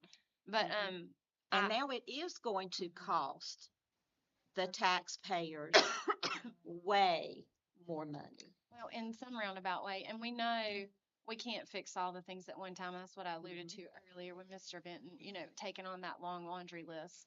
And we are taking small bites out of it with an addition at Indy and, you know, starting to address a roof at West Stanley High School and some bleachers at North Stanley High School. These smaller projects because we can afford to do those things and those are things that need to be done. But getting a big piece of pie instead of taking tiny little bites would have been a huge help. And so to not even put our name in the running for it, it is very disheartening, I think, to us who have spent But years. again, it wasn't an emergency. It was No, well in no, advance. it's It was been well years. discussed. This wasn't like we sent it over 2 days in advance and there No. was no notice or discussion. And the reason it come out later than sooner is because we kept getting told no, no, no. And Right. finally the board's like, no, I want you to send it. That's right. Right. We did direct you. Oh, yeah, but I agree with it. I don't disagree. I'm just saying that's why it would have been much earlier if the appetite would have been there earlier. Well, and the conversation amongst board members, and y'all tell me if I'm wrong, was even if they've already told us no, we felt like it was our duty to the taxpayer to send it anyway and Absolutely. get the formal no, in a meeting or however. There were separate applications. They Yes. could have picked something could have out picked like a one West Stanley or the Middle other. or a new elementary that Right. they wanted. They didn't have to sign on. They could have discussed that in committee on September the 6th, and any questions that they had, we addressed that day. And for clarification, in the very beginning, it was not the 4 that we submitted. It has changed and altered a little. I know it altered a little after we got the demographic study back and Well, Indy project is Andy done. They was decided already- to fund so that. there was no point in applying for Indy Yep. because we have already took that bite out of the pie. East Albemarle was the other project, Right. and so we've decided that, well, we felt like the board would be better off for the county to build the high school and do the shift from Correct. east over the middle to the high. But those were all discussed in that big joint meeting that we had back in May. May 8th, I believe it was. Yep. Yeah, so that was not brand new news either. So when I got the call from Dr. Dennis that they had said no, I was kind of like, oh man, because it's a lot of work and a lot of preparation. and But a we lot knew of it was going to time. be no because of all the prior communication in the meetings that we had. It Well, was we not a shock to can us. hold out a glimmer of hope here or there that they might would say yes. But when it was a no, it is, and it takes the wind out of your sails. I mean, it does. Yes, Mr. Dudney. And I do want to put my 2 cents worth in. Okay. I've been a citizen of Stanley County going on 4 years now. And I am a taxpayer both for the city and the county. But you could still have applied. There was alternatives to forfeiting the grant once you have received it.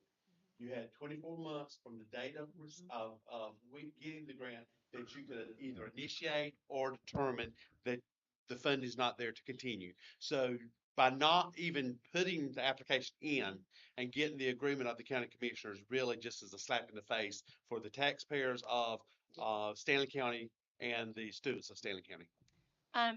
Thanks for bringing that up. I knew that, but I just didn't think about that. But yes, there are systems that have gotten awarded a grant and actually had to either their land purchase didn't come through or something like that, and they have had to revert that money back, and they just sort of go to the next one down the list. That is a very good point. All right. The next thing I want to bring up is congratulations. We did sign off on the new central office. So it is ours. She just handed me the keys. And essentially, this is about $100,000 you don't have to pay anymore that you can pay into something that you invest in that's more modern, more energy efficient, more privacy. It is a proper central office. And so I kept looking. I heard it was free. Someone told me that someone said it was free.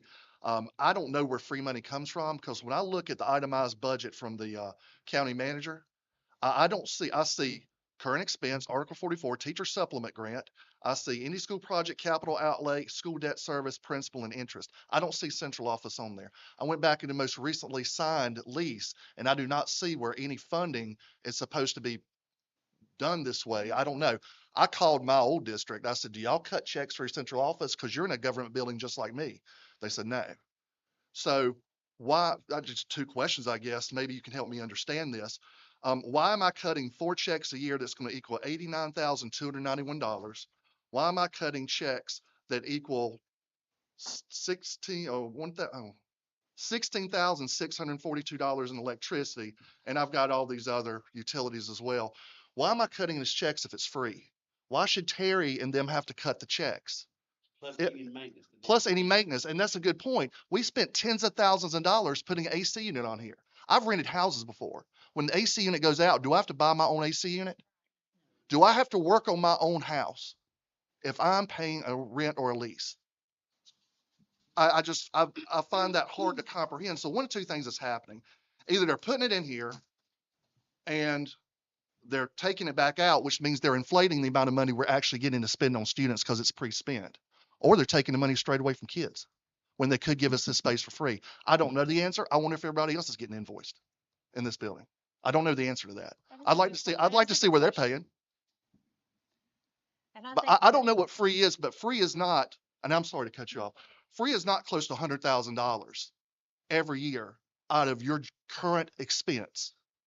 Money that can be paid for a lot of other different things. So Yes, when ma'am. you break that down, that means that that goes into our budget, and when we say what our per pupil allotment is for the year, You need to take $100,000 we out need of to that. subtract $100,000 before we do that math. And I'm not great at math. I'll So the admit that. taxpayer still owns it, It's like with, owns the building. Yeah. So Yes. the taxpayer funded it. So this is a better use of the funds for the taxpayer. it's like with the floor thing.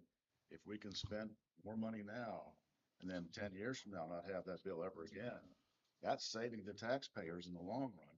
And if we're not on this board to play the long game, long after we're gone, we shouldn't be on the board. That's what I'm talking about. If I'm sitting there renting from a landlord, he doesn't want to upkeep the place. Let's say my boss is the landlord. He takes from my salary for me to live there. Well, that's not salary. And but if I can go out and buy another place and not have to spend tons of money on interest, which we don't, why would I stay there? It's almost a slumlord relationship. I hate to say that, but that's exactly what it is. Well, I know Mr. Liska brought it up too. I believe it was May 8th. There was a meeting and we had talked about doing all the maintenance in the building, and it was told that all we need to do was call and they do the maintenance. So I have a email here from Keith Benton on Tuesday, June 4th, asking the county manager was like, we need to have someone look at the AC in Terry Dudney's office. There was an issue with it, and the county manager said, okay, thanks for letting me know.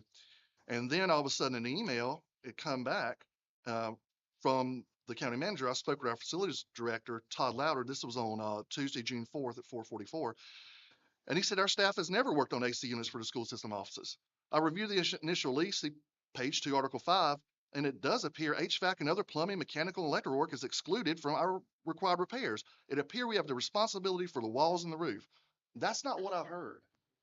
No, I'm pretty sure I asked. And that's on a recorded specifically- meeting. Yeah, I'm pretty sure I asked Mr. Lucas specifically, and he said, all you would have to do is submit a request and we would take care of it. Keith, thank you for submitting the request. Paraphrasing his conversation, because I don't have the recording, but, I know that I did ask about that, and I did ask you to pull that email, after that meeting, because, I wanted to see that, and you showed it to me. I remember looking at that, so, thank you for clarifying that. Those are all the funding updates I have. And just to add to Dr. Dennis real quick, if I can, a 6-ton, which most of the time that's what your rooftop unit will be. We just received a price on one yesterday, actually $22,000. 22,000. There's, Adding that Four, to the 5 100,000, that we've replaced on this roof. yeah. So We Wow. might need to repeat that where everyone hears what Yeah, Mr. so just said. to the 100,000, well, the 80-something thousand we pay for rent, plus the utilities and all the other bills that you send. We've had to replace 5 to 6 air conditioning I units, think we've replaced 4 so. 4, and some are needing replaced apparently. Correct. To the tune of about $22,000 a piece. So, yeah, And so I think some of the concerns originally were on somewhat the design of the building, Yeah. where we, Cubicles. it's like student service, for It's like example, I having said- to share offices with 2 other departments. And I know I've walked in many times and there are conversations going on outside the offices, but the other directors have to exit when there's a statutory private conversation that is to happen regarding a student or a parent. So it was more than, it's not that we've outgrown the space. It was a matter of what the finances are and then what the needs are within regulation, within laws, within what is required to operate the school system. And this is one of the most thinly run county offices in the state. Yeah, and I think I made that clear, and I hope I did at the meeting in May, is that it's not a size issue. If anything, it's a smaller building, but however, it is a proper office building. And when you have to have all the conversations we have, especially conversations that have to be FERPA compliant or conversations we have to have about personnel, you have to have that privacy, and it's really hard to do here. And if we have to have those meetings, we have very limited meeting spaces for which we can go and have them. So as you know, just FYI, there's a meeting or a conversation we had to have about a student issue during the break, and we had to cram in my office because there's nowhere else around here to have that meeting, and I can't have it in a cubicle. Mhm. But now you have a facility where you can have these meetings. You have more meeting spaces as far as that are design meeting spaces. That's what they're meant to be. Well, and I And can again, that one, sorry I'm to not- cut you off, Mrs. Poplin, but in the commissioner committee meeting that we had, we discussed that, one of the commissioners specifically asked, had we outgrown the space? And so, I don't know if that was made whenever the prior Mhm. committee meeting was this year, but that was not a shock either. That was discussed with the commissioners, and it was made in a public motion that the board authorized you to seek out that building. Mhm. I'm gonna paraphrase the county manager here, who needed this space, wanted to use this space, needed additional space for social services and I think some other departments. Yeah, to potentially expand or something like that. And think that's what he said. I want to say it was related to the health department. So it was not a concern at that time by the commissioners. It was never brought up again. It was a public motion, months ago. And A public motion, in a separate meeting. yeah. Yep. And I know, for a fact, I have been on a call with Dr. Dennis and the attorney, and us have to have stopped a call because of noise outside of his office in the hallway, even because we couldn't be heard, over what was going on out here. So they're just spaces that are just not suitable for those types of conversations to be had. Well, and it's hard because you have 4 offices that go out here to the commons. Yeah. And so if they're having a farmer's market, if Right. they're having something going on with social services, a lot of families coming in and out, young children. Or somebody's chips Some- get stuck in the drink Yeah, machine. somebody's beating a drink machine. There's 4 offices that you can't have a meeting in, especially if you're having high stakes meetings with parents or employees, then you're limited in your space. Yeah. So, But we also know that in our recent meeting with the 3 commissioners, that, there was a commissioner who spoke out and said, y'all need to be out of this building. I mean, I fully support that you need to be out of this building. And I know, Ms. Watson, you've served on the board, numerous conversations with board members now and board members that I've served with previously it has been a mission to try to find where we can move out of this building because it's just not conducive to. Well, even prior to our last joint meeting with the 3 commissioners and our 3 board members, we had conversation with them about this facility at a joint meeting that we had some time ago because it came up that I mentioned that when we originally moved into this building 25 years ago, and I was sitting on the board when that took place because our systems had merged, we were paying them $1 a year for lease for this facility. And they sort of contradicted that and said that was not the case. But since then, Dr. Dennis has put his hand on the lease. Yeah, I have that it right here. basically states we paid $1 a year for the lease on this building. So we went Since from then, we've $1 gone to from $1 $100,000. to almost $90,000 a year to lease this facility. That's some increase, wouldn't you say, Mr. Lewis? I couldn't tell you the exact percentage, but I bet you got your calculator in there with you somewhere. It's a large percentage, yes. That's inflation right there, buddy. And in North Carolina general statute, I think I heard one commissioner say, recently at that meeting that they asked that question, but North Carolina general statutes on I think it's 143-318 acquisition of real property dictate, what is to be discussed, in closed session. So it's not a matter that until the acquisition takes place, that is to be discussed in an open session. So we must follow that law. And we discussed that with commissioners who are well aware. Now, I don't think that they get out there and discuss in public when they're acquiring a new property. I believe they have to abide by the same That statute. same general statute, yeah. Yeah. So only when you are ready to vote to approve do you do that in public meeting. And just so that all board members can hear this. So this lease made and entered into this first day of July 2003 by and between County of Stanley and body politic and corporate of the state of North Carolina, and it gives the address. Now therefore, for and in consideration of the premises and the mutual covenants set forth herein, the sum of $1, and that's in all caps, and other good valuable considerations, the receipt of which is hereby acknowledged.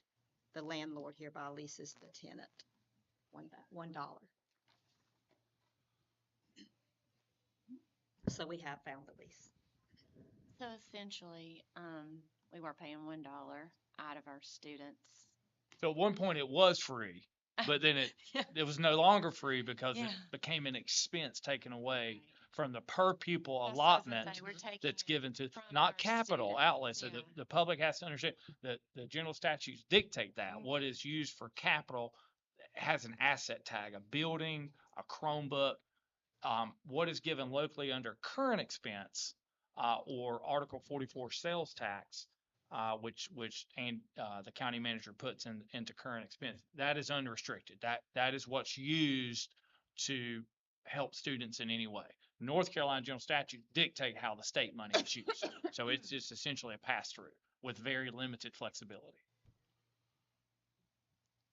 But you know, with what we're stuck with right now, we're gonna have to do fundraisers to educate our children. And that's sad. That's really sad in this county. But we are doing fundraisers. They are. And in the I'm areas saying where as a there's school wealth, system. they're getting like fundraisers, $40,000 or $50,000, and then some classes, some schools in our county can't get $1,000. So But they're I'm- not equal. But That what is I'm saying, very as a school system, and I asked Dr. Dennis several months ago to ask our lawyer, could we, as a school system, do fundraisers? And he told him, yes, we could. He didn't see any problem with that. So that's what we're gonna have to do. And we can do it. But Dr. Leffler, when you do speak of equity among the schools, it is hard when you see certain areas of the county be able to raise those types of funds and come up with that. And we know that there are populations and demographics that don't have the ability to do that, especially with inflation the way it is, and families are struggling just to make their rent, put food on the table. So giving an extra $100 to the school is just not, it's just not possible. And so it is hard because we're supposed to do right by every kid in the county. And so maybe Miss Watson's on to something. We just have to do it for all of them, on our part, instead of piecing it out the way they do it now. I don't know. I don't know what the answer is. It's going to be a difficult road ahead, trying to figure out how to tackle that laundry list, as I called it earlier.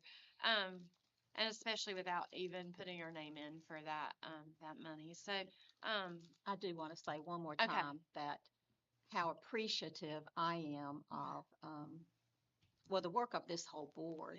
yeah. Facilities committee and all, but very appreciative. I know that it took a lot of time, Dr. Dennis and Mr. Benton, with working on those applications for the needs-based grant. That was time consuming. Could have been doing other things. And I appreciate that you took the time to do that. Thank you. Well, and I want to take just a second and say something that's kind of been on my mind since we met last and approved to go ahead and send these. We may not all agree as this board on a lot, but I think when it comes to the betterment of the students of this county and working for them, that is one thing that the seven of us agree on, is that something has to happen. We have to continue to try to move forward, and we have to take the bites where we can and how we can. And I think at the end of the day, we work well together. Again, we may not always see eye to eye on everything, but we work well together. And so I appreciate that from you guys, just putting the kids first and making sure that that's what we're doing. Our kids and our staff, for that matter. So thank you. If there are no other things, I'll move on to the next point of our agenda. Are we going to funding updates or to the STEM things? Think to the STEM thing. Okay, I just, can I make, Mhm. sorry to No, you're kind of beat this horse a little bit. Go ahead. But just for the public's reference, I want to kind of go over our ability to rank our fundings and just Okay. sort of repeat where they can find readily available public information. I mentioned before that, the funding rank, so when you look at, on my little sheet here. If you want to see where each county, LEA as it's called, local educational agency, ranks locally or by the state funding or by federal funding or combined funding, if you want to see that on a school year by school year basis and historically, that information is on the Department of Public Instruction. I'll give you this website here in just a second. But that information is pulled from the county. So our for lack of better terminology, our computer systems sync up to each other. Mhm. So the county may have an adopted budget that you can go on their website and see, but there may be expenses that come along in the year, a roof, a study, something where the county then creates, additional monies that come into the school system. So the Department of Public Instruction, who oversees public schools in North Carolina, they pull that data feed into their website. It sorts it. It's very easy to find, and it's readily available. The latest year is the school year 22-23. For reference, we're in school year 24-25. They're usually going to be about a year or so behind. So at some point, probably in the near future, we'll be able to see school year 23-24. But if you go to DPI, D as in department, P as in public, I as in instruction.n as in North, C as in Carolina, .gov, you're going to come to their home landing page. Up to the right, you're going to see a tab called Data and Reports tab. Just click on that. Then you're going to scroll down and you're going to see a big box there that says Student Statistical Profile. And you're going to click on that. Now, when you click, just give it a second because sometimes it's a little slow. Mr. List, can I stop you for just 1 second? Hope, is this something that we can put out on our board docs or our Facebook in some way where I post this meeting? That way, they won't be trying to write that down while he's talking.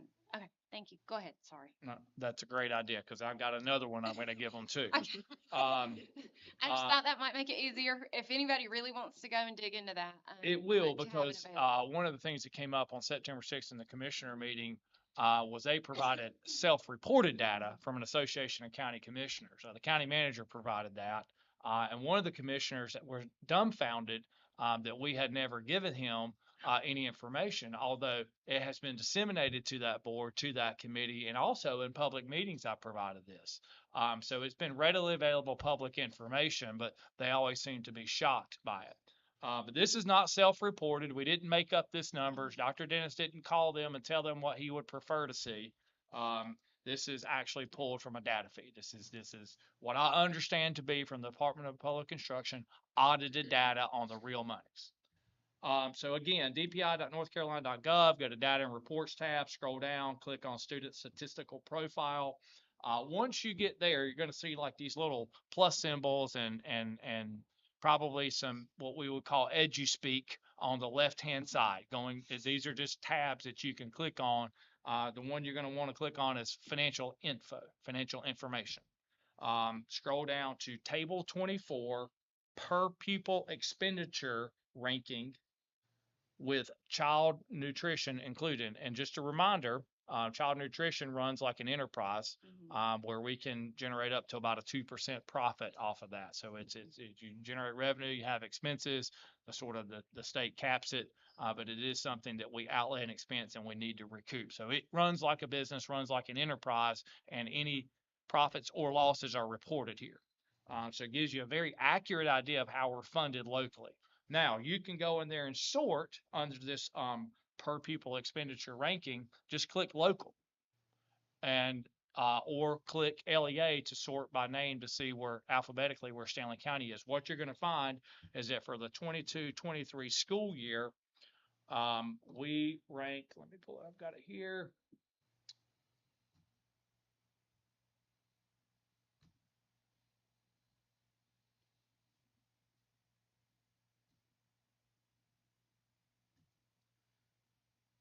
Stanley County Schools local ranking for the 12, I gotta go to the 22-23 school year. That's what it will default to. Is 105th. There are 115 school districts. That means that we rank in the bottom 10% in the state in local funding.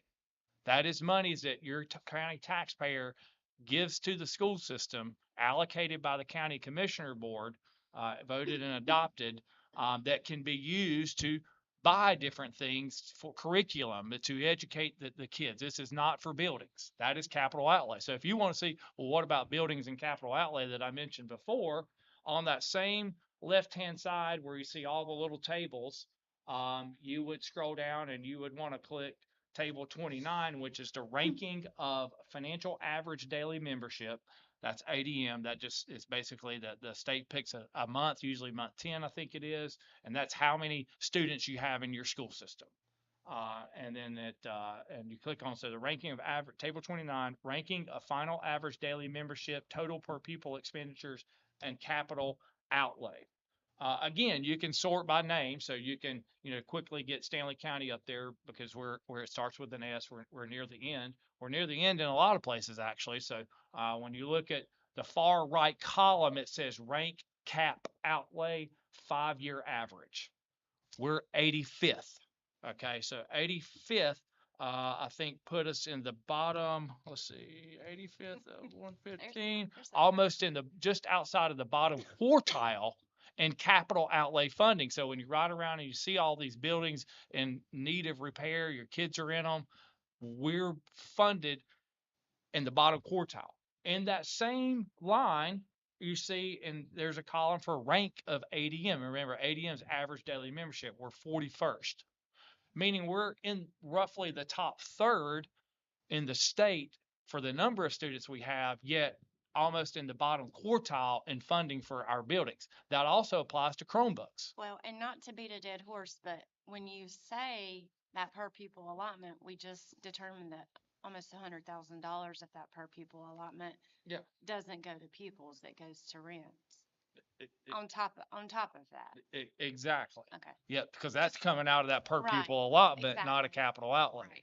And something like purchasing a new county office comes out of capital outlay, not taking away from curriculum for our students. It does not come out of that per pupil allotment. That's it comes right. out of another pot of money. The last website I'm going to give you, because again, I want to give people public, readily available, audit information, not anything that Dustin or this board or Dr. Dennis made up.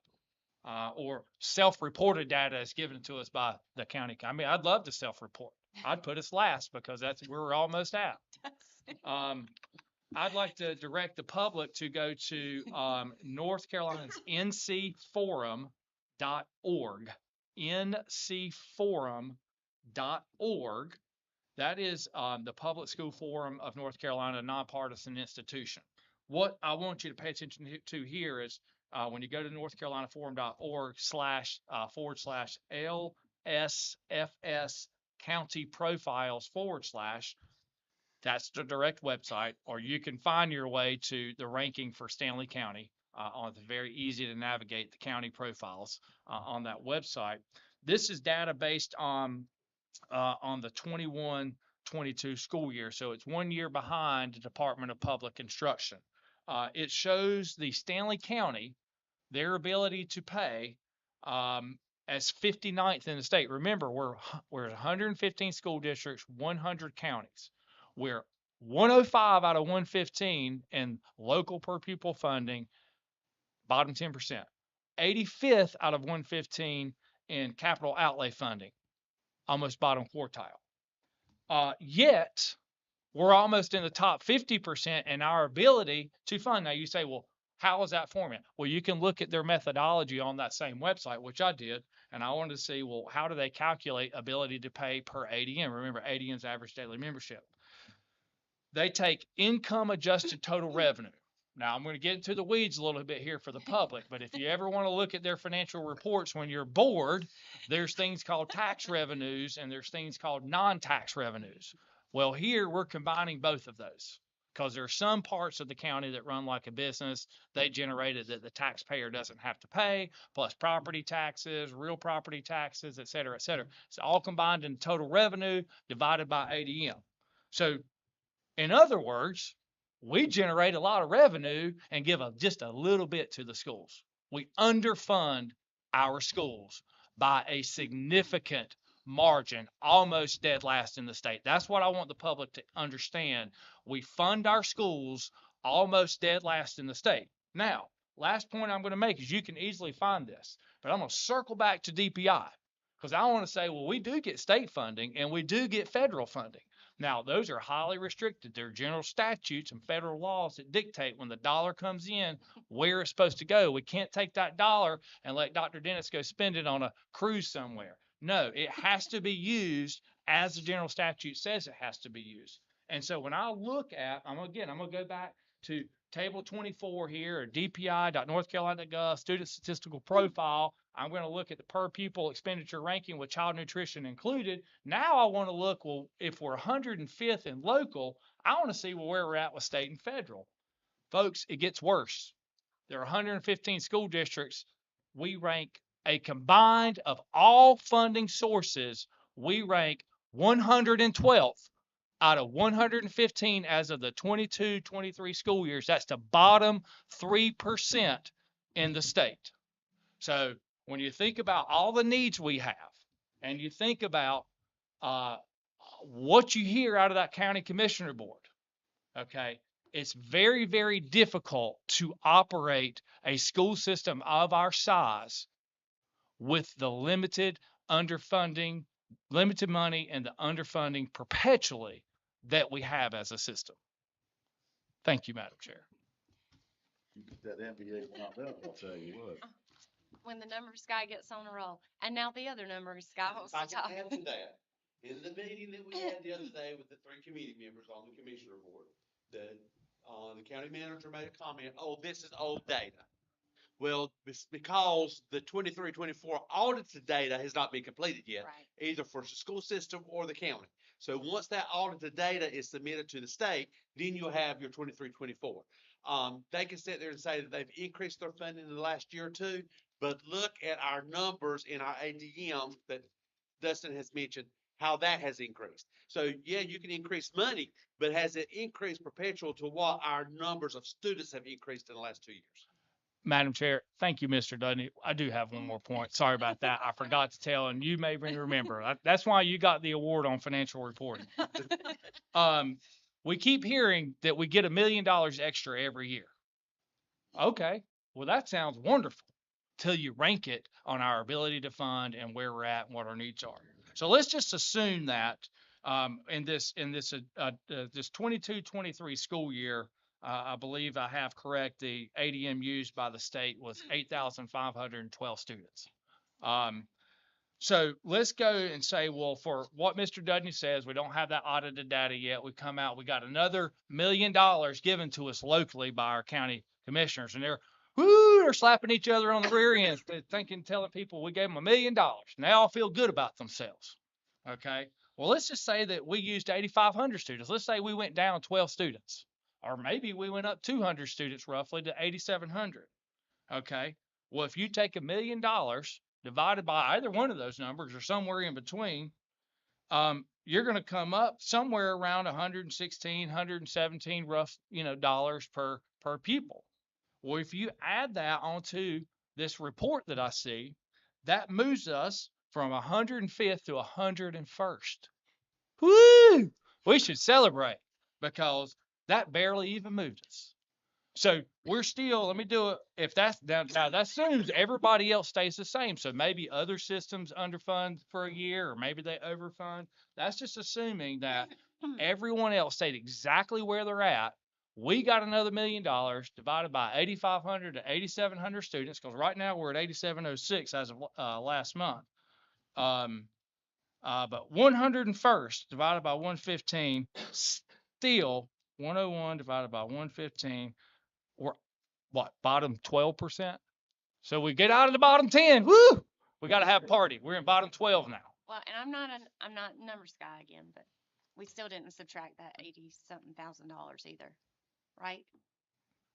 Exactly. Okay. Just Exactly. making sure. Yeah, so 'Cause that we comes don't out- know that how comes out other of there systems too, do yeah. theirs. You know, the general statutes dictate like charter schools, the funding. So every time that there's an increase in our local funding, the charters get a cut of that. You know, all systems, I believe, Mr. Dudney, have that same situation. So Let me make a point too. If we're paying $89,000, that's free money, and we're paying our local current expense, then we have to make up for that because the charter's just got a cut of that money. Yes, Yeah. they get a portion of that too, because Yeah. it's all lumped in. Because it's general, yeah. But when you do numbers, you got to compare an apple to an apple. We can't pick and choose data that we want to do compared to different data that we want. It has to be the same. So however you're going to compare it, if it's audited data, this is how Department of Public Instruction does it. And this is the readily available public information for the taxpayer to go see what they're paying for, how much they're funding. Are they funding enough or are they funding less? So the bottom line is we're in the top 50% nearly in our ability to fund. We're in the bottom 10% in per pupil funding, almost the bottom quartile in capital outlay funding. And if we got another $1 million and everything to give to our students and everything else stayed the same, we might move 4 spots. So bottom 12%. Well, and to clarify, public charters don't have access to the county office, so that portion of their money should probably still go there, but they I'm just do, saying, since it comes out of local current Yes. expense, then, it inflates that number a yeah, little bit more. then Yeah. if you're giving us 89, whatever it is, we don't have all that because we have to send a portion of it out. Right. And And that's there's just- state that's just what- regulations that that's you just have general to meet. statute, yeah. So again, We have to follow. the public can go back to our budget request that we gave to the board voted on and gave to the commissioners that show what we need to provide certain curriculum. There are things that the state does not pay for. They don't pay for every maintenance personnel. They don't pay for every bus driver. They don't pay for when there's mandated teachers per classrooms. Well, we get an allotment based on the average number of students. So like you take two school buildings with 350 students. Well, they didn't give you a principal allotment for 2 school buildings. They gave you an allotment based on your average students for the district. So if we need an extra principal, then the county taxpayer has to pick that up. And when you start multiplying that across the board, that's where you lead to this conversation on how do we slim our system down, make it attractive, give more to our students. And I think there are multiple ways to do that. There's not one single way just to accomplish And that. that's for the assistant principals and the other staff. I'll take that one step further too. For our most vulnerable students, or some of our most vulnerable students, those contracted services for EC students, that's a huge chunk. And we don't have a choice whether we provide those services or not. They have to be provided. And if we don't have the personnel in-house to do those services, we have to contract and do that. It's legal binding. We can't skirt out of that. So those are things that we don't have a choice whether we pay for or not. It has to come out of that money. And Ms. Poplin, just to make that comment, people don't understand unless they're working in the numbers. Working on the budget right now for this current year, looking at EC and what we contracted out last year, we spent over $600,000 just in speech pathology contracted services. Now, we may have 2 or 3 speech pathologists on staff, but this is above and beyond what those 2 or 3 individuals can do that we're paying a salary and benefits to versus the amount of students that need speech pathology. So, people need to understand that, like you said, it is a requirement by law that we have to accommodate whatever child walks in that front door of that school. and the need that child has. And whether it be we spend 100,000 per child or we spend $1 million per child, we had to offer that. So just for speech pathology it was over $600,000. And I can say too that we have had an uptick in the amount of the number of separate setting kids coming into the district, and those are the kids that need the most resources, and those resources are not cheap, Well, and I can and we speak, have to serve them. I can speak to that personally, and I can because it's my child, but my child gets speech services via the computer. Several times a week, because we don't have enough people to sit in his classroom, and he does very well with it. But it's something that is very much needed for a nonverbal autistic kid to have is speech, and we're getting to where we can read a little bit now, and we're communicating and answering questions. But that's been a long time coming. But that is part of his educational experience, and we owe that to the students of this county. And if we don't have the money to pay for that, that money has to come from somewhere else because we don't have the choice not to provide it. I think a lot of people don't really understand how that works. And I wanted to make that point because that is a big chunk of the educational expense is providing the services and therapies for those students. And again, not optional. So, okay. Any other funding stuff before we move on to the STEM sports? No, ma'am, that's the conclusion of my Okay. report. All right. Next on the agenda is the STEM sports options. So there had been some discussion about, and I know some people have inquired about hardships and being at Albemarle STEM already where the students are in the current procedure we have that's in the athletic manual to where you go to play the sports at your home school. And Mr. Liska had some conversations and I put together based on another LEA, kind of what they did, 3 different options. I know he and I had some conversations, so I'll let him delve into that. Yeah, I think this is a better option for the board, where we don't have to change policy. Like we can keep policy the same. And I think the intent, at least from my perspective, was to maintain the integrity of the policy that the board had in place. But we do have examples of students attending the STEM early college at Albemarle High School, freshman, sophomore, and that would like to play athletics at that school. And so here, and in one instance, the board has approved a child to kind of go through the middle school outside their district, and may or may not have approved that at the high school level. That's indifferent really here. I think that it makes a lot of sense from a hardship perspective to allow the student that option. But once they choose that option, that is the option. This doesn't allow students in. I've seen the light. Benefits of the Yeah. building. Yes, it doesn't allow that student to hop back and forth. And by making I guess a quote procedure change, the board doesn't have to go amend the policy. It's just allowing. It's going to be very limited because we're only. I don't have the number in front of me, but we're talking 2 digits for the amount of enrollment at the STEM early college, mainly due to capacity being on that top floor at Albemarle High School. So it's a very limited basis, and I think it will allow some of the students to take effect for the winter sports moving forward. That if you attend the STEM early college at Albemarle High School, that when you get done, you're allowed to play athletics on that same campus, but you cannot hop back and forth and go back to your districted school to play athletics while attending the STEM school. That once you make that decision, then that is the decision for the duration of your time at that STEM early college. So it would be for the grade span, basically, is what you're saying? Yeah. Okay. Yep. I know some of the board concern was transfers based on athletics or athletic options, and we wanted to make sure that because we've always said you can't transfer to a specific school for an athletic option. That has to be an educational need. And not I an would agree with athletic that option. because that prevents, and I think that's where the crux of the Right. policy Yeah. change created issues. Mhm. Because I wholeheartedly would agree because otherwise it will stack the athletics at schools. and give unfair advantage to certain schools with certain sports. So I think that's always sort of been, the gist of it. And so you've got some options here. You want to tell them which option that you preferred? Because Dustin, I don't it's been see- in here. I Oh, think okay. everybody Under has administrative has content. read it. It's in that attachment, I think, there. Yes, under administrative content.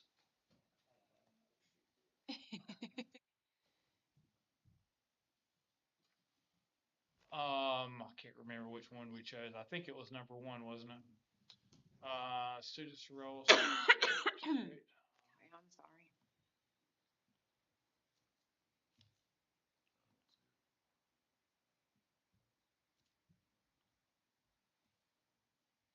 I think it was.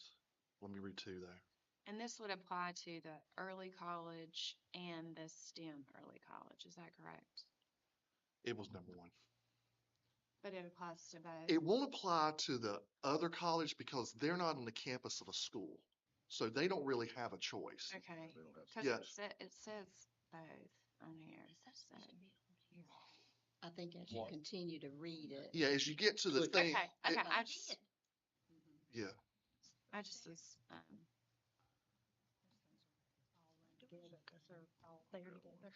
yeah. But I don't so it does only apply to the campus of Albemarle. Essentially, the way, and I don't want to paraphrase Okay. Dustin, my understanding is that if you have a hardship like transportation, which a couple of parents said they have, and you're already sitting on the school campus, then you can play athletics there. But once you make that decision, that's your decision. And like if they do that their 9th grade year, they're not changing their 10th grade year. No, They're it's- not changing their. Yeah. The only thing you change if they got kicked out of the program for some reason. But if you get kicked out of the program for academics, you're probably going to have an issue anyway with eligibility. Right. And, well, and again, it's only the Albemarle campus. So like you said, it doesn't apply for the early college because they're going to play in their zoned school. Yeah, The essentially what it first one is. gives the option, the first one gives the option that if you're in the STEM early college, Uh-huh. so it's really, it says the early college, but it only goes into the that's STEM early where I was- college, yeah. that you have the option.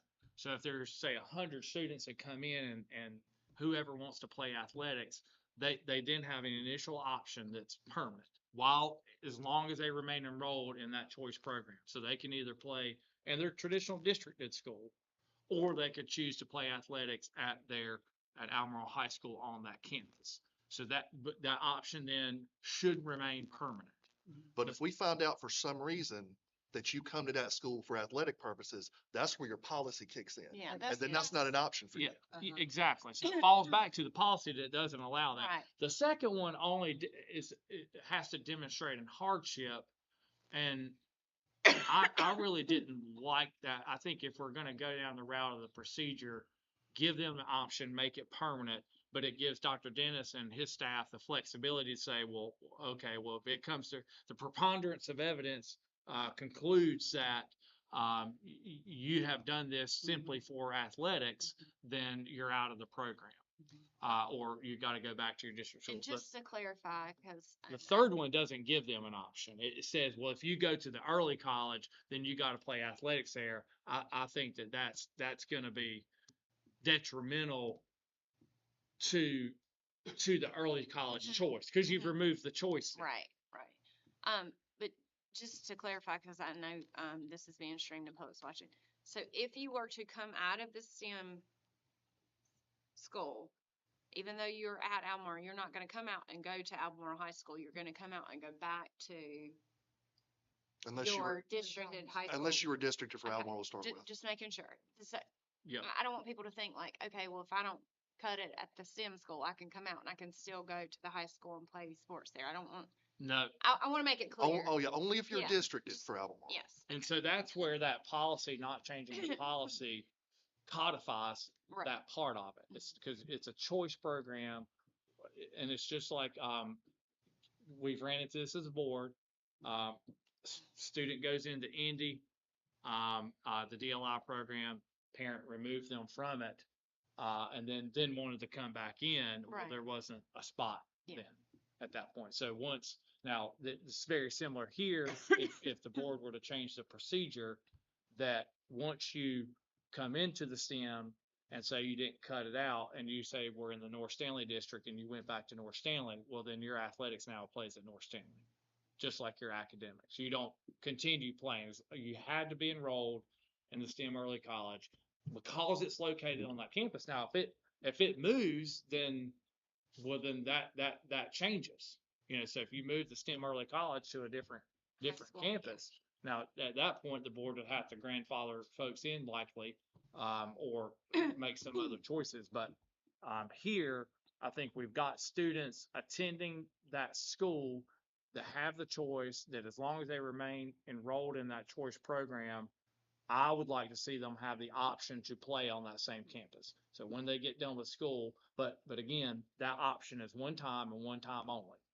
Once you make that you've got to elect that going into the program as a freshman, or if we allow them to come in as a sophomore, then that's it.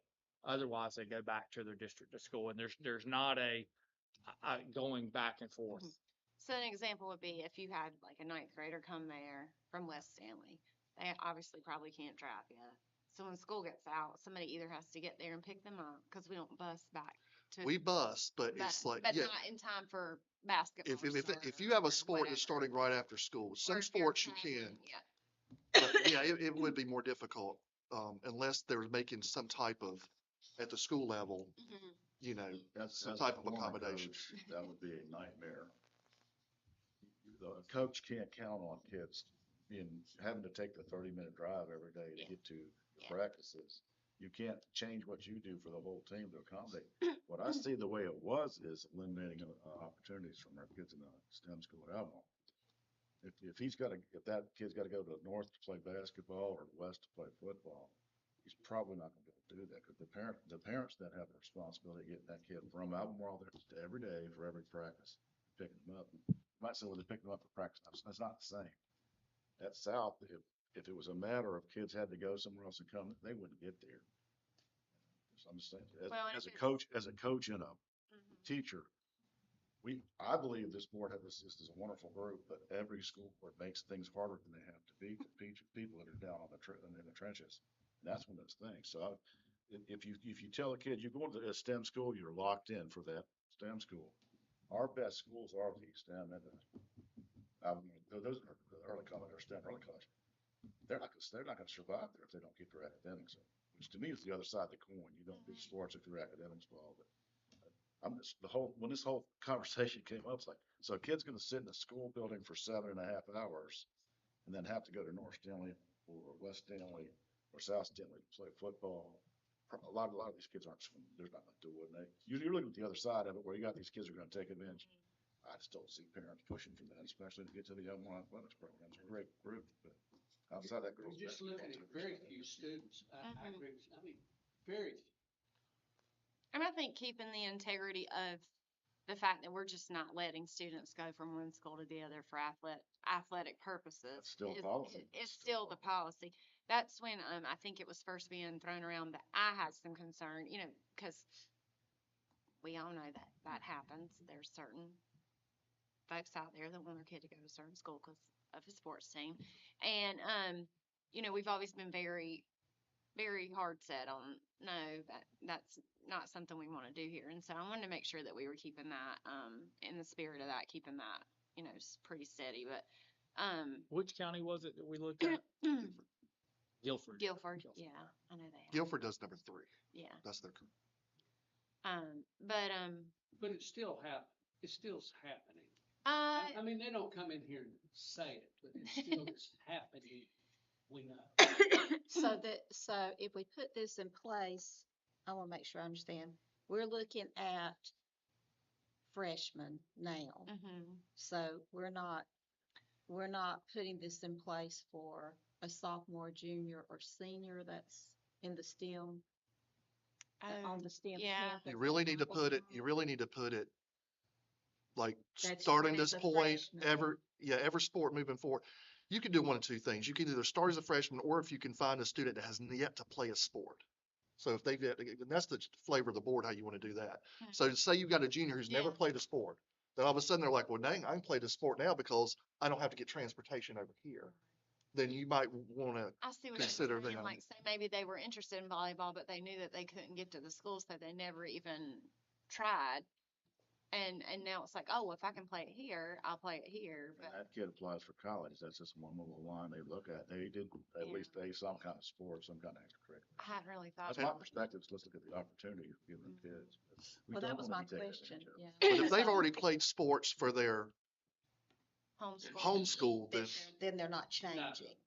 Good point. it's hard because I would say that now they're making choices of where they're playing based on Well, athletics. that's right. That, Yeah. I guess that's my question, you know, with everything. So it sounds like really that you are looking at the freshman that's started there. Or people that have not participated. I think that would be okay too. Yeah, I mean, when we did 'Cause, talk, I mean, I don't know that we got to freshmen or sophomores. We never or got there, yeah, we juniors. never. It was a matter of, I think it was just for everyone that's taking effect on winter sports, because here fall sports have already started. But I can see both sides to where Yeah. you just look at the freshmen coming in Mhm. because your prior freshmen, sophomore, and juniors, or sophomore and juniors, seniors that were freshmen, Mhm. have already been integrated into those athletic With programs. anything you're gonna Yeah. do, I don't care what decision you make, but if anything we do, the simplest is the best. You don't wanna put as many different Right, variables in right. there that That's- really convolute Yeah. things. That's what I was thinking, cause that might make it a little more complicated, cause it's kinda like they've already committed to a team or a school or a program. I don't know. We'll let them go back to Dr. Dennis's team. Either the freshman or they have not participated in that specific sport at another school. That's gonna be up to you guys. So it says That's, they, to me, that sounds like the answer, because we do wanna, sometimes kids don't grow up till the 11th, 12th grade, and realize they wanna play. I'm gonna get to play football for the last time ever, you know? yeah, But I guess, I mean, you know, I was looking at it that if it Mhm. is like a junior or whatever senior, that they've been there and they've been playing at North Stanley, say they've been Mhm. playing at Yeah, North they should, Stanley. they should be But they can't transferred. change. They Then should not be that's transferred. what I'm Talking about saying, people so that they, never done it. They should not be transferred. right, right. yeah. So this is an actionable item. We're not changing the policy, we're changing the procedure within the policy. And does it need to be in place, what you said about, as long as the STEM early college is on the campus of Albemarle? Because we know they're outgrowing space. Well, I will say this, the only reason if you were to make this decision is because it lands on a school campus. Right. If it no longer lands on a school On a school- campus, it's going to default back to the old procedure. Okay, is that stated? I mean, do we know that? I- Does it need to be stated? I don't think it needs to because Okay. now Okay, the STEM early college won't exist on the campus of Almore High School okay, anymore. okay. That's what I was gonna say, Okay. it kind of, Let me look at it. says I it just wanna- within it in a way, cause it says, I like number one. Because it says the option of participating in campus where the school is enrolled, which is Albemarle High School. yeah, So if you're not on a school anymore, I mean, it does say is located at Albemarle High School. Okay. So I think if it's no longer that campus, well, I think this wouldn't apply. I think a good point too is that I was just made aware of that if you do this for sports, you kind of need to do it for band extracurricular stuff Yeah, like I that was too. gonna ask about clubs and stuff, 'cause, Yeah. You know, certain schools have things that aren't offered at one or the other, like Albemarle doesn't have FFA, because we don't have a barn there. So, you know, But if they want to be an extracurricular,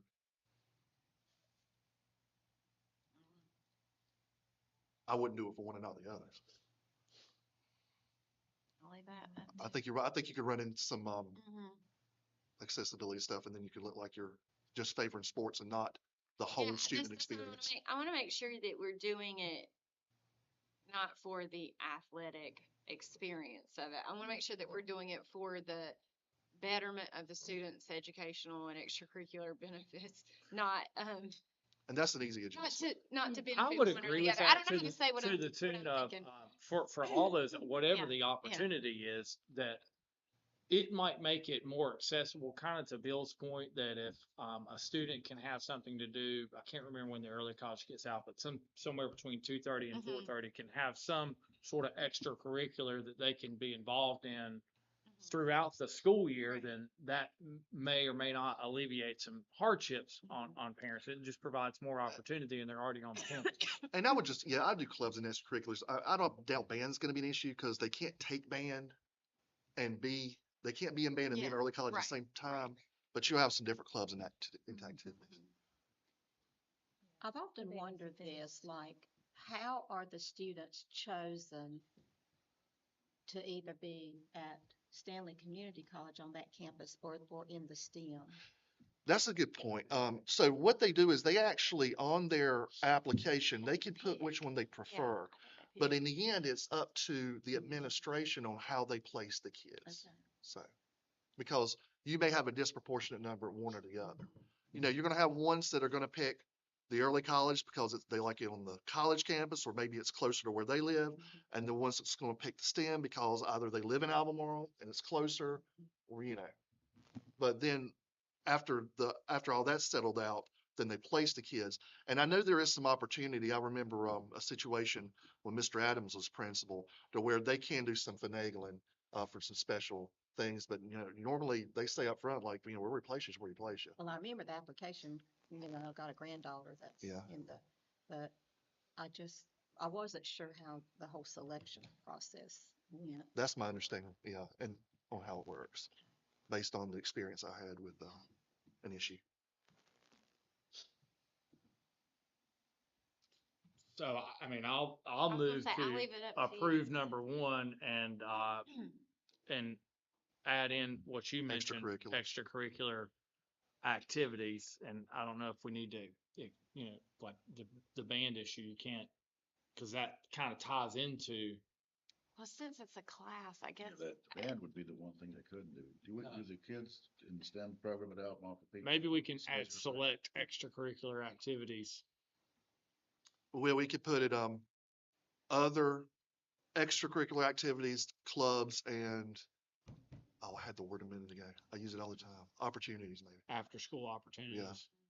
Because it still comes down to your discretion Mm-hmm. by procedure. Ultimately, this is procedural, so I'm not bound by board policy. Yeah. Now, you know me, I'm gonna stick to procedure. Yeah, yeah. But, you know, So I move to approve number one, adding in the after-school extracurriculars and opportunities Okay. to that. That gives them the option to choose, and then that's it. So I have a motion to approve option one on here with the addition of extracurricular activities and opportunities as a procedure. I want to make sure that we understand that, and the public understands this is not policy. You're not bound by this. This is a procedure. So, okay, I have a motion Second.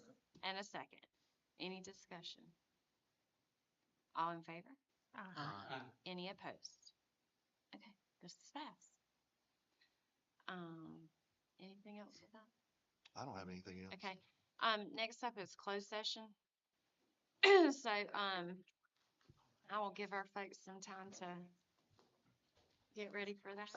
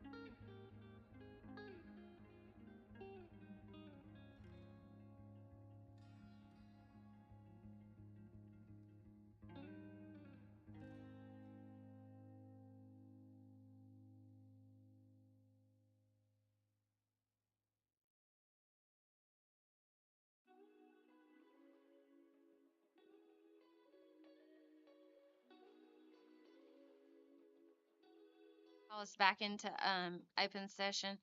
I do have one little thing here. The student, Mr. Whitley, that we recognized, he has a note here for us. I want to read this to you. It says, "Dear Dr. Dennis, Ms. Hedrick, and school board members, thank you all for the wonderful recognition of my VFW Cadet of the Year for the state of North Carolina. Sincerely, James T. Whitley." So I just wanted you to know that he sent us a thank you for that. We don't have any other business today, so I will entertain a motion to adjourn. Motion to adjourn. I have a motion and a second. All in favor? Any opposed? Okay, we are now adjourned. Thank you.